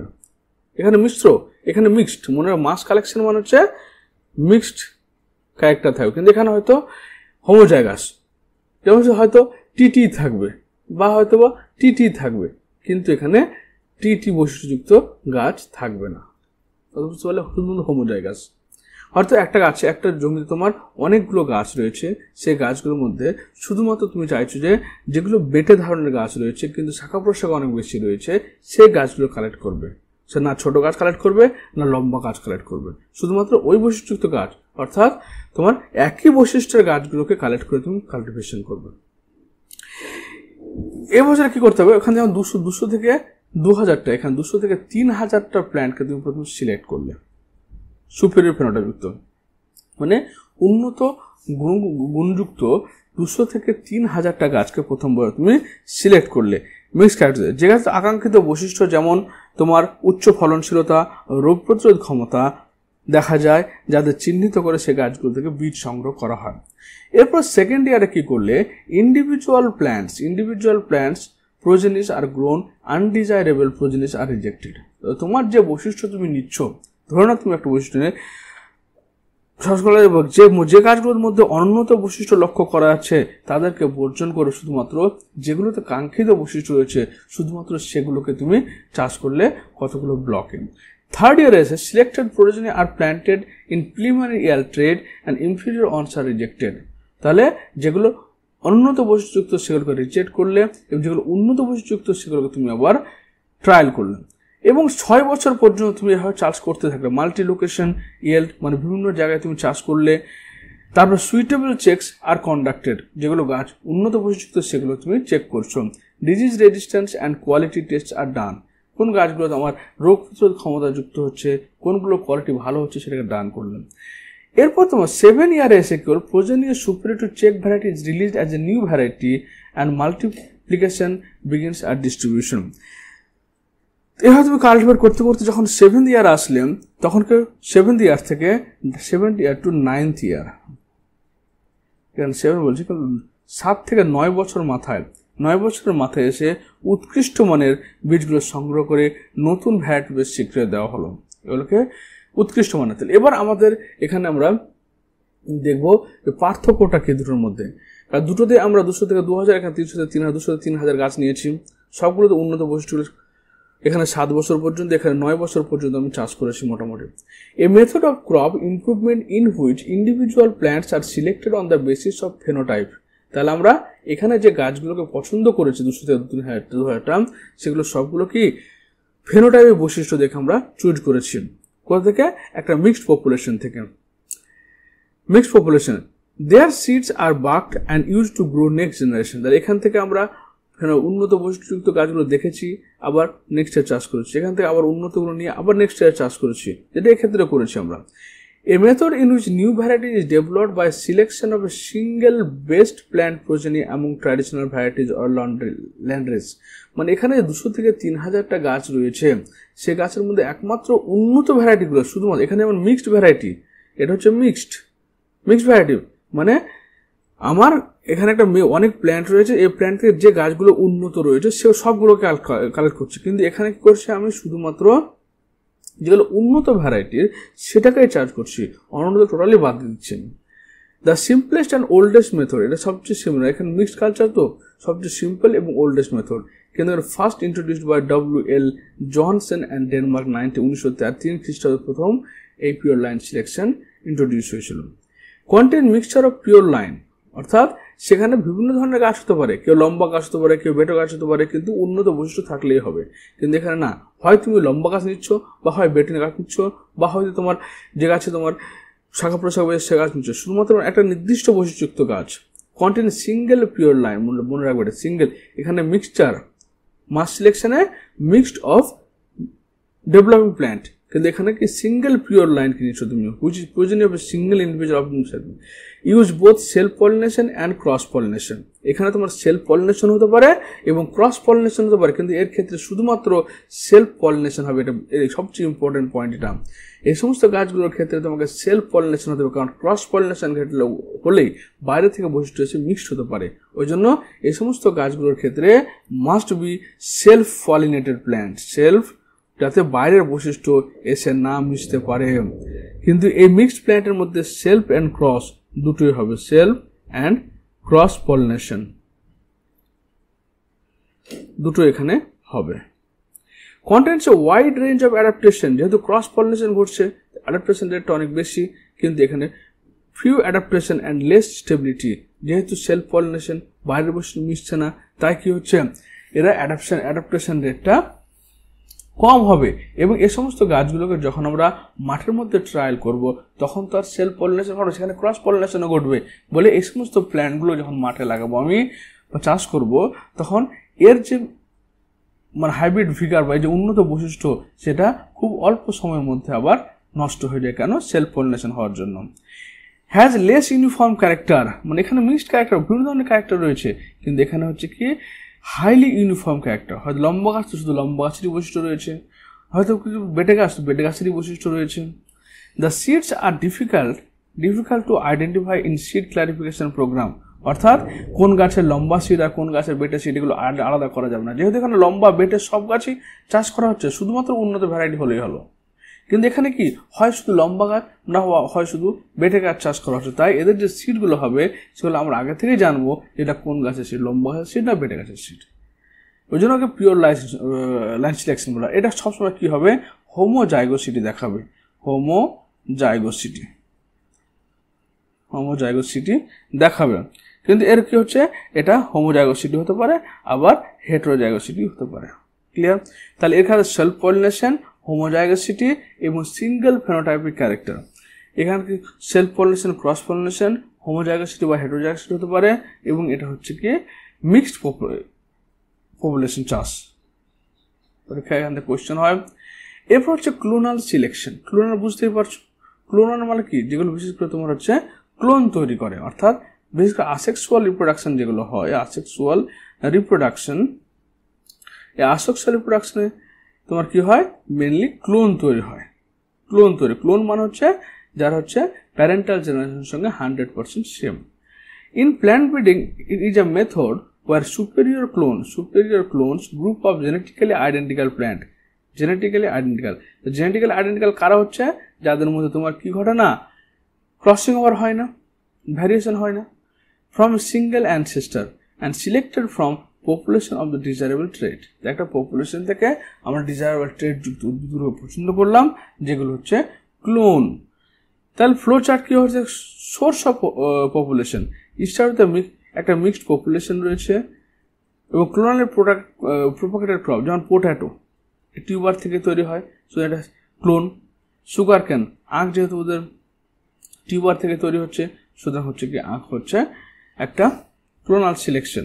তো এখানে কি হচ্ছে, যে ধরনের পোট্যাটো, তো উন্নত মানের যে আলু রয়েছে, সে আলু থেকে আবার আলু গাছ চাষ করতে হবে, তবে কি হবে, এখানে বাইরে থেকে মিক্সড ক্যারেক্টার আসবে না, আসলে হবে না। পোট্যাটো টিউবার থেকে আমরা গাছ চাষ করবো, পোট্যাটো টিউবারের মধ্যে যে জেনেটিক বৈশিষ্ট্য ছিল সেটাই পরবর্তী জেনারেশন 100% চলে আসবে।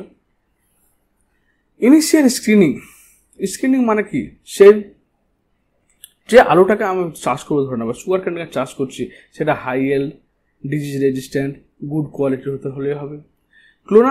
ক্লোন প্রোপাগেশন, এরপর প্রোপাগেট মানে হচ্ছে যখন একটা জিনিস থেকে নতুন জিনিস তৈরি করছি আমরা, নতুন বলতে না, একটা অর্গান থেকে আরেকটা অর্গান তৈরি করছি, না আলু থেকে আবার আলু তৈরি করছি।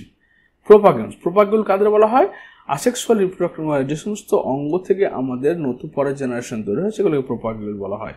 তো asexually propagated the selected plant to produce multiple clones with the same genotypes as the parent plant. তাহলে একটা পোট্যাটো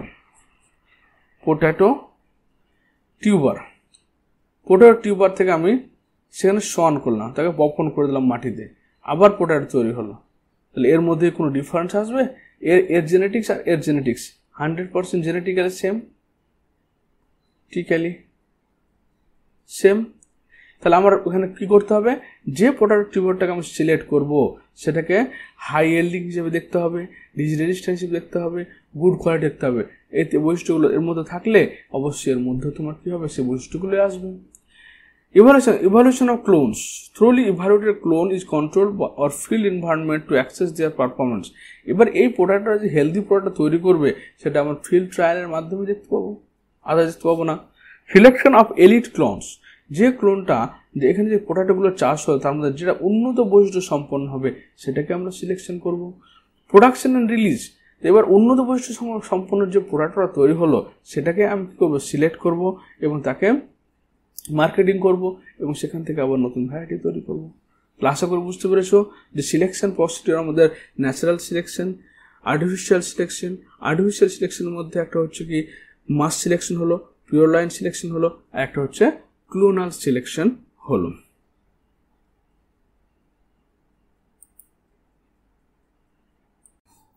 হাইব্রিডাইজেশন হচ্ছে যে পদ্ধতির সাহায্যে পৃথক জিনগত বৈশিষ্ট্য সম্পন্ন, পৃথক মানে তাদের জেনেটিক মেকআপটা আলাদা, এরকম 2 বা ততোধিক উদ্ভিদের মধ্যে কৃত্রিম উপায়ে যৌন জনন ঘটানো যায়, সেটাই হচ্ছে হাইব্রিডাইজেশন। এখানে আমরা বলছি cross hybridization among the selected parents. ধরুন এখানে একটা টিওসেন্টে বলে একটা প্ল্যান্ট এবং এখানে একটা মেজ প্ল্যান্ট, দুটোকে আমরা সিলেক্ট করলাম। দুটো জেনেটিক মেকআপ আলাদা, যেহেতু স্পিসিস আলাদা, এবার তাদের মধ্যে সাথে ক্রস যখন করাচ্ছি আমি, তো এখানে কি মেজের ক্যারেক্টার আসছে, আবার টিওসিন্টে প্ল্যান্টের ক্যারেক্টার আসছে। এবার যে ক্যারেক্টারটা আসলো এর সঙ্গে একে আমরা সেলফ ক্রস করাতে পারি, বা তোমার এর সঙ্গে এ ক্রস করাতে পারি, ব্যাক ক্রস বা টেস্ট ক্রস এবার এর সঙ্গে ক্রস করাতে পারি। তার ফলে যে হাইব্রিডগুলো তৈরি হবে সেই হাইব্রিডগুলো উন্নত হতে অবনত হতে পারে, বেশিরভাগ ক্ষেত্রে উন্নত হওয়ার চান্স থাকে। বলছে the desired characters have poorly often to be combined from 2 different plants. For example, high protein quality of one parent may need to be combined with disease resistant from another plant. ধরে নাও এটা parent আছে এ, এখানে high protein তৈরি করছে, খুব বেশি মাত্রায় protein তৈরি করবে, বা ডিজিজ সাসেপ্টেবল, কিন্তু এতে রোগ বেশি হবে। কিন্তু আরেকটা প্ল্যান্ট আছে সেটা হচ্ছে বিবি, এখানে দেখো কি low protein but disease resistant plant. এবার আমরা যে প্ল্যান্টটা ক্রস করবো, যে প্ল্যান্টটা তৈরি করব সেটা হবে কি এবি। তো আমাদের ডিজায়ার্ড ক্যারেক্টার কি, যে এই প্ল্যান্টে যাতে হাই প্রোটিন এবং ডিজিজ রেজিস্ট্যান্ট হয়, দুটো প্যারেন্টের বৈশিষ্ট্যতে এর মধ্যে চলে আসছে, এটা আমরা চাইব। This is possible by cross hybridization the 2 parent to produce hybrid that genetically combine the desired characters on plant. তাহলে কি এই যে এবির মধ্যে কি ওই দুটো গুণ বা আকাঙ্ক্ষিত বৈশিষ্ট্য এখানে এবির মধ্যে চলে এসেছে, কেন এর ক্ষেত্রে এ জিন ও বি জিন দুটো জিনের কম্বিনেশন করে নতুন একটা জেনোটাইপ তৈরি হয়েছে, যার মাধ্যমে আমি এই দুটো ক্যারেক্টার কিন্তু F1 জেনারেশনে এই প্ল্যান্টের মধ্যে পেয়ে যাচ্ছি। This is a very time-consuming and tedious process since the pollen grains from the desirable plant chosen as male parent have to be collected and placed on the stigma of the flower selected as female parent. মানে এখানে কি বলা হচ্ছে, যে ধরুন এটা হচ্ছে আমাদের স্টিগমা বি প্ল্যান্ট, বিটা ধরে না তুমি ফিমেল প্ল্যান্ট, এটা হচ্ছে মেল প্ল্যান্ট। তো এর যে মেল প্ল্যান্ট তার মধ্যে অ্যান্থার রয়েছে, বি যে ফিমেল প্ল্যান্ট স্টিগমা রয়েছে। এর ক্ষেত্রে কি হচ্ছে, এই অ্যান্থার বা পোলেনগুলোকে তুমি কোথায় স্টিগমার উপরে প্লেস করবে, তবে এখানে ফার্টিলাইজেশন হবে, এবং ফার্টিলাইজেশন হওয়ার ফলে যে প্ল্যান্টগুলো তৈরি হবে সেই প্ল্যান্টগুলোর মধ্যে দুটোর বৈশিষ্ট্য এখানে থাকবে, অর্থাৎ এবি হবে। Also, it is necessary that the hybrids do combine the desirable characters, usually only one in a few hundred to 1,000 crosses, so the desirable combination. কিন্তু আমরা এখানে দেখলাম কি যে প্যারেন্টের মধ্যে ক্রস করার ফলে F1 জেনারেশনের ক্যারেক্টারগুলো চলে আসছে, কিন্তু এটা আসলে একটা টাইম কনজিউমিং টিডিয়াস প্রসেস। কারণ এটা এই F1 জেনারেশনে যে আসবে সেরকম ব্যাপার নেই, সেটা 7-8 বছর পর হয়তো F16 জেনারেশন বা F20 জেনারেশন গিয়ে তোমার হতে পারে, F20 জেনারেশনে গিয়ে হয়তো এরকম কম্বিনেশন আমি পাবো, তার আগে নাও পেতে পারি। সুতরাং এটা বিরক্তিকর, অনেকদিন ধরে অনেক লং টাইম ধরে ওয়েট করতে হয় এক ডিজায়ারেবল কম্বিনেশন পাওয়ার জন্য, এবং কন্টিনিউয়াসলি ক্রস করাতে থাকতে হয়। তো হাইব্রিডাইজেশন করতে গেলে আমাদের কি করতে হবে? প্রথম হচ্ছে selection of parent plant with different quantities. আমরা প্রথম কাজ হচ্ছে প্ল্যান্টকে সিলেক্ট করা। সিলেক্ট করার পর রিমুভাল অফ স্টেমেন, তার পুংকেশরকে কেটে বাদ দিয়ে দাও। কেন? যাতে তার মধ্যে সেলফ পলিনেশন না হয়, কারণ আমরা ক্রস পলিনেশন ঘটাবো এখানে। From the female flower, collection of the pollen grain from the male flower. এরপর যেটা আমার ডিজায়ার্ড ক্যারেক্টার আমি নিব, সেরকম একটা গাছের কাছ থেকে মেল ফ্লাওয়ার কালেক্ট করলাম আমরা। Pollination of the female flower using the collected pollen grains. এরপর এই ফিমেলটাকে আমি করবো আমার ডিজায়ার্ড যে ক্যারেক্টার ছিল পোলেন গ্রেনের, সেই পোলেন গ্রেনটা এনে ট্রান্সফার করব। Cover the mother plant with polythene bag. তারপর আমি কি করবো, এটাকে পলিথিন ব্যাগ দ্বারা কভার করে দেবো, যাতে এখানে বাইরে থেকে কানা পোলেন এসে এর সঙ্গে মিক্সড হতে না পারে। কালেকশন অফ ম্যাচিওর সিডস, এরপর সিড যখন তৈরি সিডগুলো কালেক্ট করবো। And from mother plant select and grow better varieties of. এরপর এখান থেকে সিডটা যে কালেক্ট করবো, সেই সিডটা থেকে আবার নতুন ভ্যারাইটি আমরা চালু করব। তো স্টেপগুলোকে আমরা প্রথমে ডিটেলসে বুঝে নিই।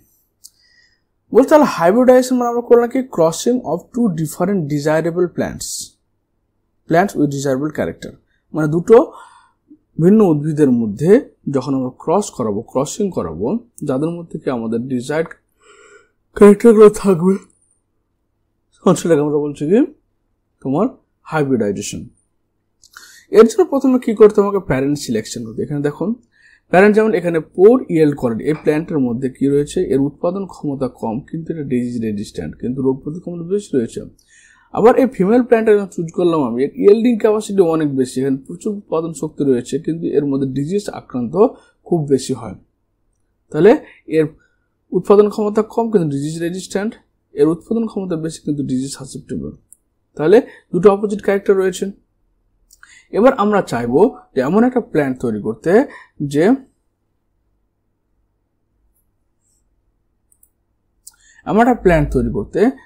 প্ল্যান্টটা তোমার মধ্যে এই হাই ইয়েল্ডিং ক্যাপাসিটি এবং এই ডিজিজ রেজিস্ট্যান্ট দুটো বৈশিষ্ট্যই চলে আসবে। ওই জন্য ওরকম ধরনের প্ল্যান্ট আমরা প্রথমে চুজ করবো।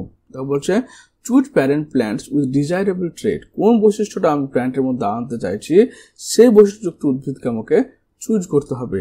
তারপর কি করতে হবে, সেটাকে সেলফ পলিনেটেড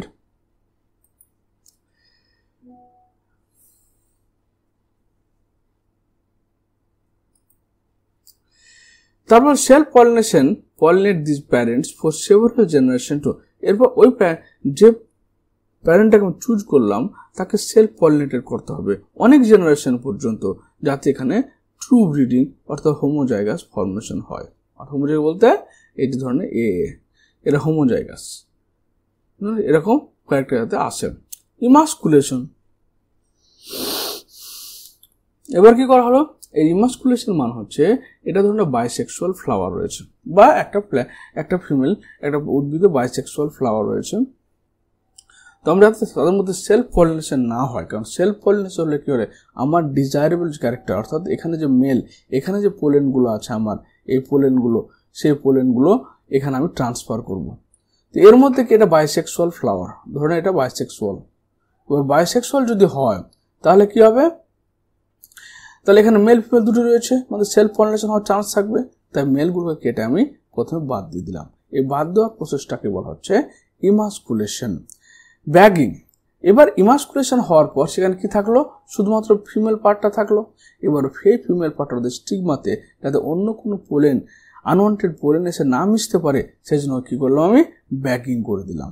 এবার এই পোলেনগুলো ইমাস্কুলেশন করা যেতে পারে, বা সেটাকে গরম জলে ডিপ করলেও সেখানে কিন্তু খুব তাড়াতাড়ি 45 থেকে 53 ডিগ্রি সেন্টিগ্রেড তাপমাত্রা 3 মিনিট থেকে 10 মিনিট রাখলে তোমার মেল যে পোলেন রয়েছে সেগুলো নষ্ট হয়ে যেতে পারে। এছাড়া রাসায়নিক পদার্থ ন্যাপথলিক অ্যাসিটিক অ্যাসিড 2,4-D বা ম্যালিক হাইড্রাজাইড বা ট্রাইআয়োডোবেনজোইক অ্যাসিড প্রভৃতি কয়েক রাসায়নিক পদার্থ ব্যবহার করে কিন্তু আমাদের পোলেনগুলোকে নষ্ট করতে পারি আমরা, বা সাকশন পদ্ধতির মাধ্যমে অর্থাৎ হাই প্রেসার ক্রিয়েট করে পোলেনগুলোকে এখান থেকে বের করে নিতে পারি। বা তোমার হচ্ছে কি সংকর পুংবন্ধ উদ্দীষ্টের মাধ্যমে, মানে আমার আলটিমেট কাজ হচ্ছে মাস্কুলেশনের মাধ্যমে এই মেল অংশটাকে আমার কেটে বাদ দিতে হবে। এবার যখন কেটে বাদ দিলাম তখন শুধুমাত্র ফিমেল পার্ট যে বেঁচে রয়েছে সেই ফিমেল পার্টের মধ্যে কি রয়েছে, শুধুমাত্র স্টিগমা রয়েছে, মানে যেটাকে আমরা বলছি কি female reproductive organ, stigma, ovary আর স্টাইল নিয়ে গঠিত রয়েছে। এবার আমি একটা ডিজায়ারেবল প্ল্যান্টের সঙ্গে পোলেন, এবারে আমার যে প্ল্যান্টটা ডিজায়ার্ড ছিল, যে প্ল্যান্টটা ছিল এই প্ল্যান্টের পোলেনটাকে নিয়ে এসে আমি কি করব, এর মধ্যে স্টিগমার মধ্যে পলিনেশন ঘটাবো, অর্থাৎ এখানে ক্রস পলিনেশন হবে। সেলফ পলিনেশন হলে কিন্তু ভ্যারিয়েশন আসে না, তাই ক্রস পলিনেশন করতে হবে আমাকে। ক্রস পলিনেশন যখন করব তখন সেখানে কি হবে, দুটোর মধ্যে ফার্টিলাইজেশন বা নিষেক হবে। নিষেক হওয়ার পরে দেখা গেল কি যে প্রথম প্ল্যান্টটা তৈরি হলো F1 হাইব্রিড। এবার F1 হাইব্রিডকে কি করা হলো, বারবার কাল্টিভেশন করা হলো। প্রথম F1 প্রজনন যখন করলাম আমরা, দেখা গেলো হাই এল তৈরি হলো, ডিজিজ সাসেপ্টেবল তৈরি হলো, তারপর পোরিয়াল তৈরি হলো, ডিজিজ রেসিস্ট্যান্ট তৈরি হলো, আবার পোরিয়াল ডিজিজ সাসেপ্টেবল তৈরি হলো। এখান থেকে এদের মধ্যে আবার ক্রস করানো হলো, ক্রস করার যে উন্নত বৈশিষ্ট্যযুক্ত উদ্ভিদগুলো রয়েছে তাদের থেকে আমরা হাই এল্ডিং ডিজিজ রেসিস্ট্যান্ট পেলাম, এবং এই প্ল্যান্টটাকে তখন আমি কী করবো, ট্রায়াল হিসেবে ব্যবহার করব এবং সব জায়গাতে মার্কেটিং করব। বললে harvesting the seed after fertilization, যে প্ল্যান্টের মধ্যে আমি দেখবো ফার্টিলাইজেশনের পরে কয়েক জন পর্যন্ত পরীক্ষা করতে থাকলে দেখতে পাবো যে প্ল্যান্টের মধ্যে ডিজিজ রেজিস্ট্যান্ট এবং হাই ইয়েল্ডিং ক্যাপাসিটি বৈশিষ্ট্যটা আসছে সেই প্ল্যান্টটাকে আমরা কাল্টিভেট করব বা অ্যাক্লিমাটাইজেশন করব। অ্যাক্লিমাটাইজেশন মানে হচ্ছে নতুন পরিবেশে তাকে সেট করব, তারপর সেটাকে আমরা মার্কেট করব। এবার হাইব্রিডাইজেশনের টাইপ, কত রকমের হাইব্রিডাইজেশন হয়। এক হচ্ছে ইন্টারভ্যারাইটাল, মানে same species but different variety.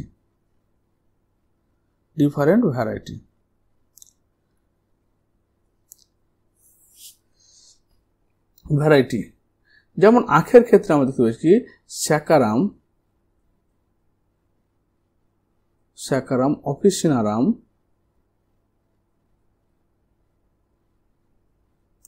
R স্যাকারাম Burberry, এই দুটো প্ল্যান্ট মানে একই প্রজাতির দুটো উদ্ভিদের মধ্যে যখন তোমার আমি ক্রস করেছেন, এখান থেকে যে প্ল্যান্টটা তৈরি হবে সেই প্ল্যান্টে প্রচুর সুগার কনসেন্ট্রেশন বাড়বে।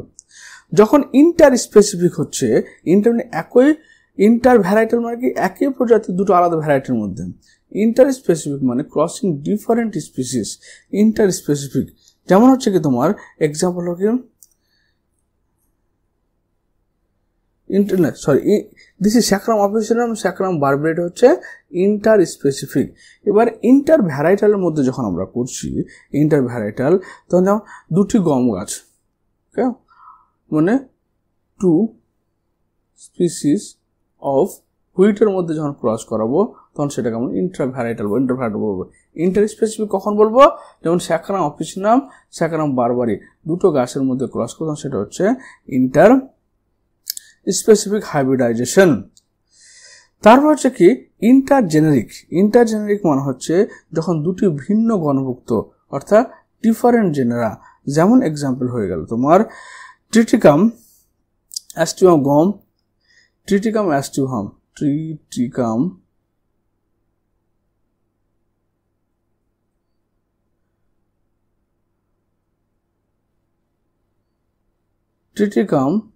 অ্যাস্টিভাম এটা গম এর ভ্যারাইটি, আর সিকেল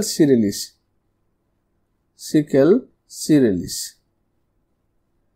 এটা রায়ের ভ্যারাইটি এবং হুইটের ভ্যারাইটি। এই দুটোর মধ্যে ক্রস করে আমরা হেক্সাপ্লয়েড হুইট তৈরি করি। তো এটা হচ্ছে কি, এটা হচ্ছে ইন্টারজেনারিক হাইব্রিড, দুটো ভিন্ন গণের মধ্যে হাইব্রিডাইজেশন ঘটছে। হাইব্রিডাইজেশনের ফলে লাভ কি হচ্ছে দেখো, combined desirable trait from different plant. তাহলে এখানে ধরুন এর virus resistant plant, high yielding crop, দুটো আলাদা প্ল্যান্টে দুটো বৈশিষ্ট্য রয়েছে। এই দুটো বৈশিষ্ট্য যদি আমি কম্বাইন করতে পারি, যেখানে ভাইরাস রেজিস্ট্যান্ট হচ্ছে, হাই ইল্ডিং হচ্ছে, তখন সেটা হচ্ছে কি বেনিফিশিয়াল হবে। Create new varieties with improve trade. তাহলে আমরা নতুন একটা ভ্যারাইটি তৈরি করতে পারি যার উৎপাদন ক্ষমতা, ডিজিজ রেজিস্ট্যান্ট ক্ষমতা, বেটার কোয়ালিটি পাওয়া যাচ্ছে। Used extensively in plant breeding program to develop new crop variety. মানে আলটিমেট হচ্ছে কি, যে একটা প্যারেন্ট জেনারেশনের থেকে একটা আলাদা নতুন জেনারেশন তৈরি করে হচ্ছে হাইব্রিডাইজেশনের মূল বক্তব্য।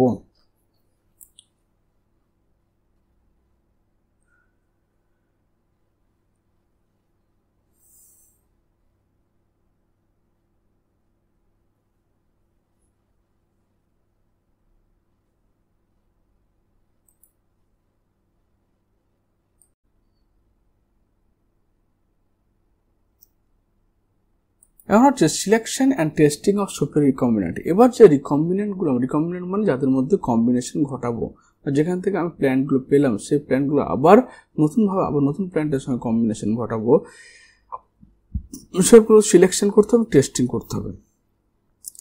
যেমন selection among the progeny of hybrids, অর্থাৎ ধরে নাও এ একটা প্ল্যান্ট, বি একটা প্ল্যান্ট, এদের মধ্যে আমি ক্রস করি, অনেকগুলো এবি প্ল্যান্ট পেয়েছি। ধরে নাও এই এবি প্ল্যান্ট ধরে নাও আমি 100 খানা পেয়েছি। এবার 100 খানার মধ্যে যেটা উন্নত বৈশিষ্ট্যযুক্ত, সেখান থেকে 2 খানা নিয়ে আবার এবির ক্রস করাবো আমি। এইভাবে তোমার প্ল্যান্টগুলো ক্রস করাতে হয়। তো this step consist of selecting among the progenies of the hybrid. যে হাইব্রিডটা আমার তৈরি হলো, সেই হাইব্রিডটা প্রোজেনিটাকে আমাকে চুজ করতে হবে প্রথমে। Those plants that have the desired characters combination.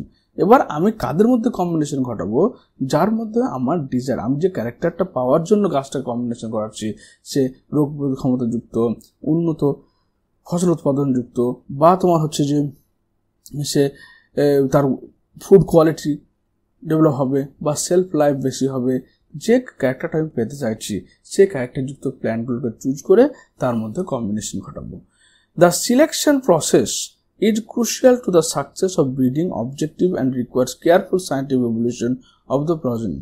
তাহলে এই যে আমাদের রিকম্বিনেশন তৈরি করা প্ল্যান্ট ব্রিডিং টেকনোলজি রয়েছে, সেখানে মেন প্রসেস হচ্ছে সিলেকশন করা প্ল্যান্টকে। এই ডিটেলসে আমি এর আগেই আলোচনা করেছি। This steps yields plant that are superior to both of the parent. তাহলে আমার এ প্ল্যান্টে ধরে নাও রোগ প্রতিরোধ ক্ষমতাযুক্ত ছিল, বি হচ্ছে কি তার উৎপাদন ক্ষমতা বেশি ছিল। এবার দুটোকে ক্রস করে যখন এবি পেলাম, এর মধ্যে উৎপাদন ক্ষমতা বেশি, আবার রোগ প্রতিরোধ ক্ষমতা বেশি রয়েছে, সুতরাং এর চেয়ে কি সুপিরিয়র হচ্ছে বি, ওর F1 প্রোজেনি। সেটাই বলতে চাইছে, this are self pollinated for several generation till they reach the state of uniformity. তাহলে এবার এবি যে আমি পেলাম, এই এবিকে আমি কন্টিনিউয়াসলি সেলফ পলিনেশন করবো। সেলফ পলিনেশন করার উদ্দেশ্য হচ্ছে যে এর মধ্যে যে ক্যারেক্টারটা রয়েছে সেই ক্যারেক্টার টিকিয়ে রাখা। কারণ যখনই ক্রস পলিনেশন করব, তখন বাইরে থেকে হয়তো আনওয়ান্টেড ক্যারেক্টার্স এসে মিক্সড হতে পারে। তাই একে আমি কি সেলফ পলিনেশন করো এবং সেলফ ফার্টিলাইজেশন করার ফলে, বার সেলফ ক্রস করার ফলে অনেক জেনারেশন জন্য এবিকে আবার এবির সঙ্গে ক্রস করাচ্ছি, এটা একটা জেনারেশন। এবার এখানে যে প্রোজেনি তৈরি হলো, ধরে নাম আবার এ বি তৈরি হলো, একে আবার এ বির সঙ্গে ক্রস করাচ্ছি আমি। এভাবে তোমার একটা জেনারেশন ক্রস করাচ্ছি, আবার সেখান থেকে সিলেক্টেবল যে বৈশিষ্ট্যগুলো রয়েছে উন্নত বৈশিষ্ট্যযুক্ত, তাদেরকে সিলেক্ট করে আবার পরের জেনারেশন করাচ্ছি। এভাবে তো ধরনের অনেক দিন ধরে চাষ করার ফলে শেষ পর্যন্ত যখন আমার ক্যারেক্টারটা হোমোজাইগোসিটি অবস্থা, অর্থাৎ এ এবং বিবি এরকমভাবে হোমোজাইগাস কন্ডিশনে আসবে, তখন আমি কী করবো, সেটাকে সেপারেট করব, so that the characters will not segregate in the progeny। তার ফলে কি হচ্ছে, এটা প্রোজেনিতে সেপারেট হবে না। Testing release and common. এবার যে একটা গাছ আমি তৈরি করে দিলাম, প্ল্যান্ট ব্রিডিং এর মাধ্যমে তৈরি করে দিয়েছি, তারপর তাকে কি করবো, আমি টেস্ট করব, তাকে রিলিজ করব এবং মার্কেট যাতে করবো, কমার্শিয়ালাইজেশন করতে হবে আমাকে। The newly selected lines are evaluated for their yield and other academic traits quality। Disease resistance. তো যে নতুন গাছটা আমার ধরো না এখানে আমি plant with resistant disease A of B disease থেকে এই প্ল্যান্টের resistance, plant with resistance C থেকে রেজিস্ট্যান্ট, এদের মধ্যে আমি ক্রস করালাম। ক্রস করার ফলে কি তৈরি হলো, ইনফিড plant parental line 1 resistant to disease A B not thriving. তাহলে এই দুটো প্ল্যান্টকে আমরা কি আবার যখন পেলাম এখান থেকে এদের মধ্যে ক্রস করার ফলে যে নতুন প্ল্যান্ট পেলাম সেই প্ল্যান্টটা কি হচ্ছে বেঁচেও থাকছে ভালো, আবার এ বি সি তিনটে ডিজিজ অ্যাগেনস্টে কাজ করছে। আমার যে এই প্ল্যান্টটাকে যে আমি তৈরি করলাম, এই প্ল্যান্টটাকে আমার ডিজায়ার্ড ক্যারেক্টার দ্বারা সমৃদ্ধ করার পরে এই প্ল্যান্টটাকে চুজ করে আমি সেটাকে মার্কেটে বিক্রি করবো কমার্শিয়াল ভ্যালুতে। This evaluation is done by growing these in the research field and recording their performance under ideal fertilizer application. তাহলে কি বলছে যে কিভাবে তৈরি করবো, ধরুন এটা F1 জেনারেশন, F2 জেনারেশন তৈরি হলো, আমার F3 জেনারেশন আমি একটা গাছকে পেলাম ধরে নাও। তো F2 জেনারেশনের যে গাছটা তৈরি হলো তাকে প্রপার একটা আইডিয়াল সার প্রয়োগ করা হলো, মানে তার যত যাবতীয় রেকর্ড সমস্ত রেকর্ডকে লিপিবদ্ধ করা হচ্ছে। The evaluation in তার application irrigation and other crop management practice, কারণ এর উপরে আমি কি করেছি, একে আমি ফার্টিলাইজার দিয়েছি, জলসেচ করেছি এবং যত রকম ক্রপ ম্যানেজমেন্ট সব কিছু আমি এর উপরে কাজ করেছি।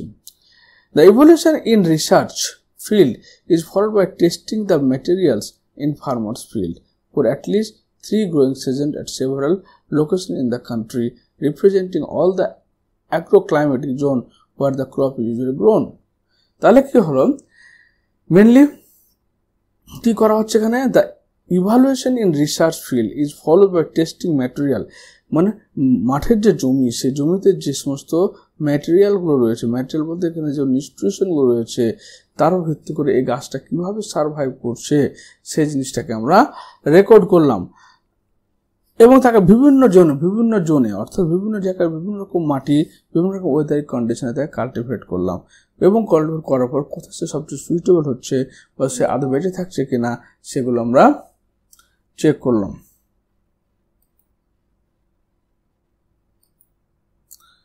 তারা বলছে কি India is mainly in agriculture country, ভারতবর্ষটা হচ্ছে কি পুরোপুরি কৃষি প্রধান দেশ। Agriculture accounts for approximately 33% of Indian GDP and employs nearly 62% of the population. তাহলে আমাদের ভারতবর্ষে যে জিডিপি রয়েছে সেই জিডিপির 33% হচ্ছে কি থেকে আসছে, এগ্রিকালচার থেকে আসছে।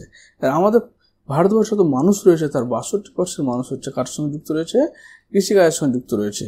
After India's independence one of the main challenge facing the country was that of producing enough food for their increasing population. স্বাধীনতার পরে ভারতবর্ষের রাজনীতির সবচেয়ে বড় চ্যালেঞ্জ কী ছিল, যে পপুলেশন বাড়ছে, এত পপুলেশনগুলোকে এই পপুলেশনের মধ্যে country that producing enough food for the increasing population. সবচেয়ে বড় চ্যালেঞ্জ কি, যে আমাদের যে প্রত্যেক কান্ট্রিতে পপুলেশনের পরিমাণ বেড়ে যাচ্ছে, বা বেশি পপুলেশন হলে খাবারটাও তো বেশি লাগবে, তাই ফুড প্রোডাকশন রেট বাড়াতে হবে। As only limited land is fit for cultivation, যদিও ভারতবর্ষে কি খুব অল্প পরিমাণে সীমিত জমি যেটা হচ্ছে কাল্টিভেশনের জন্য ব্যবহার করা হয়, বেশিরভাগটা কোনো নদী হ্রদ বা সমুদ্রে বা তোমার হচ্ছে কোনো ফরেস্টে ঢাকাতে কৃষিজমির পরিমাণটা খুবই কম। As only limited India has to strive to increase yields per unit. India has to strive to increase yield per unit area from existing farmland.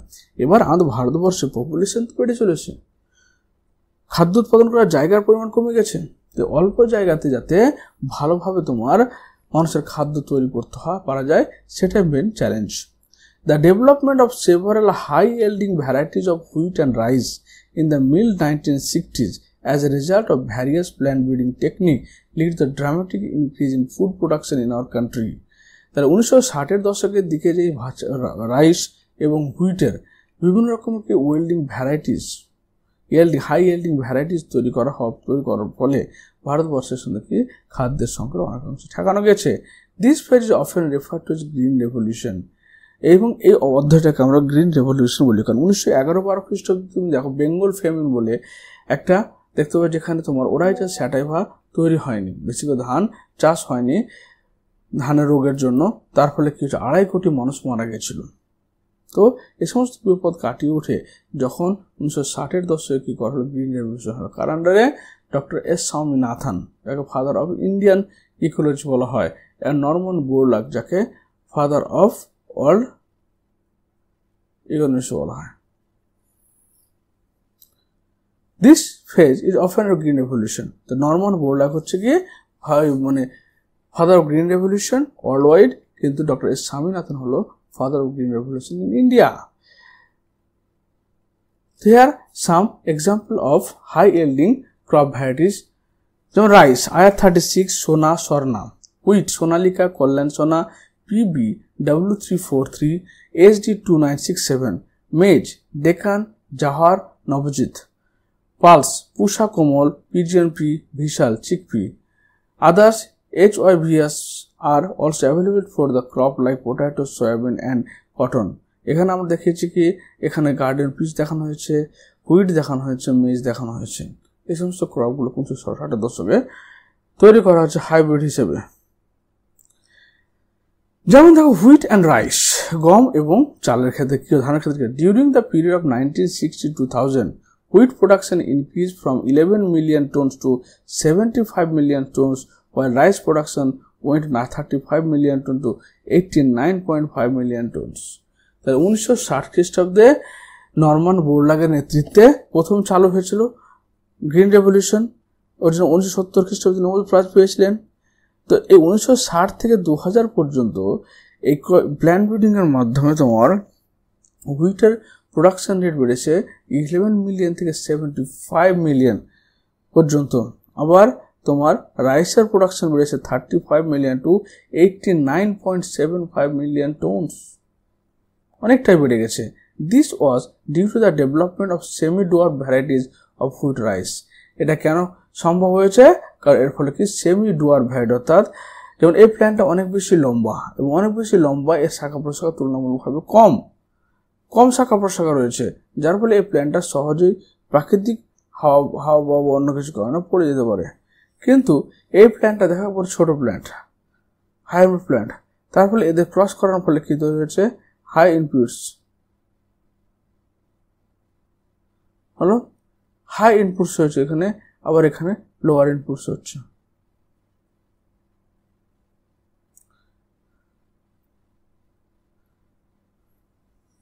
তারা বলছে Nobel laureate Norman Borlaug at International Center for Wheat and Maize Improvement Mexico developed semi-dwarf wheat.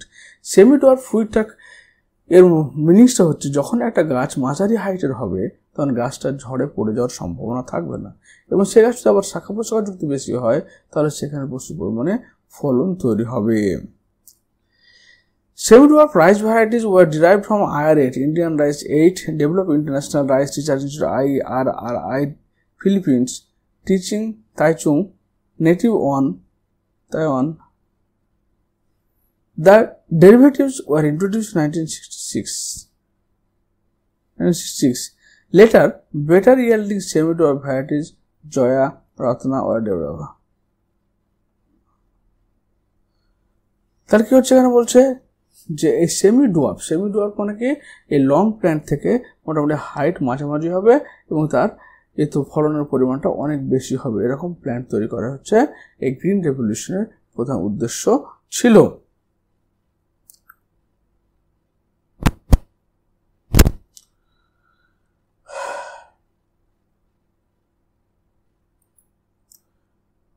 তারপরে sugar cane থেকে আমার কি পায়?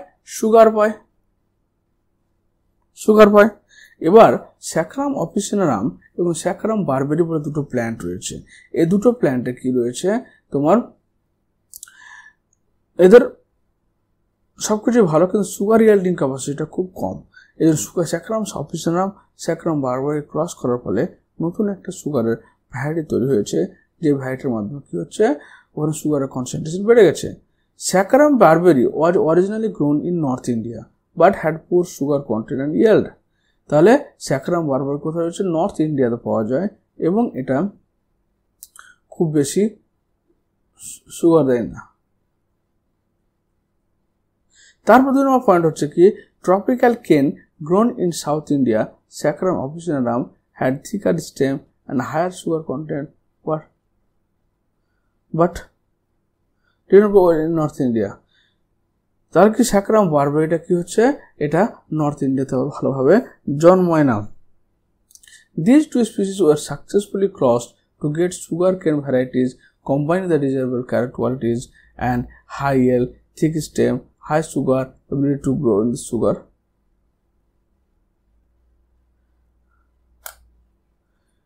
তাহলে sugar কেনের ক্ষেত্রে কি হলো, স্যাকারাম সন্ধ্যা বারবেরি যেটা সন্ধ্যা সাউথ ইন্ডিয়াতে পাওয়া যায়, নর্থ ইন্ডিয়াতে পাওয়া যায়, এবং সেটা কি হচ্ছে চিনি উৎপাদন ক্ষমতা খুব কম, কিন্তু স্যাকারাম অফিসিনারাম যেটা চিনি উৎপাদন ক্ষমতা খুব বেশি। এবার millets. Hybridized maize, jowar, bajra have been successfully developed in India.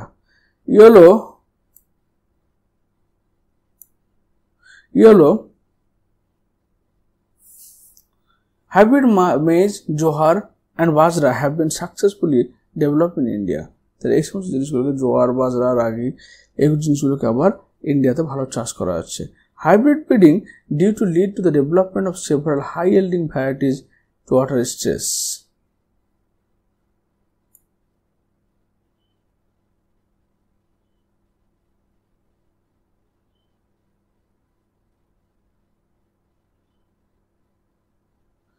হলো হ্যাঁ, তারপর কি বলছে several high yielding variety resistant to water stress. Water মানে যেখানে কম জলে গাছকে চাষ করা যায়।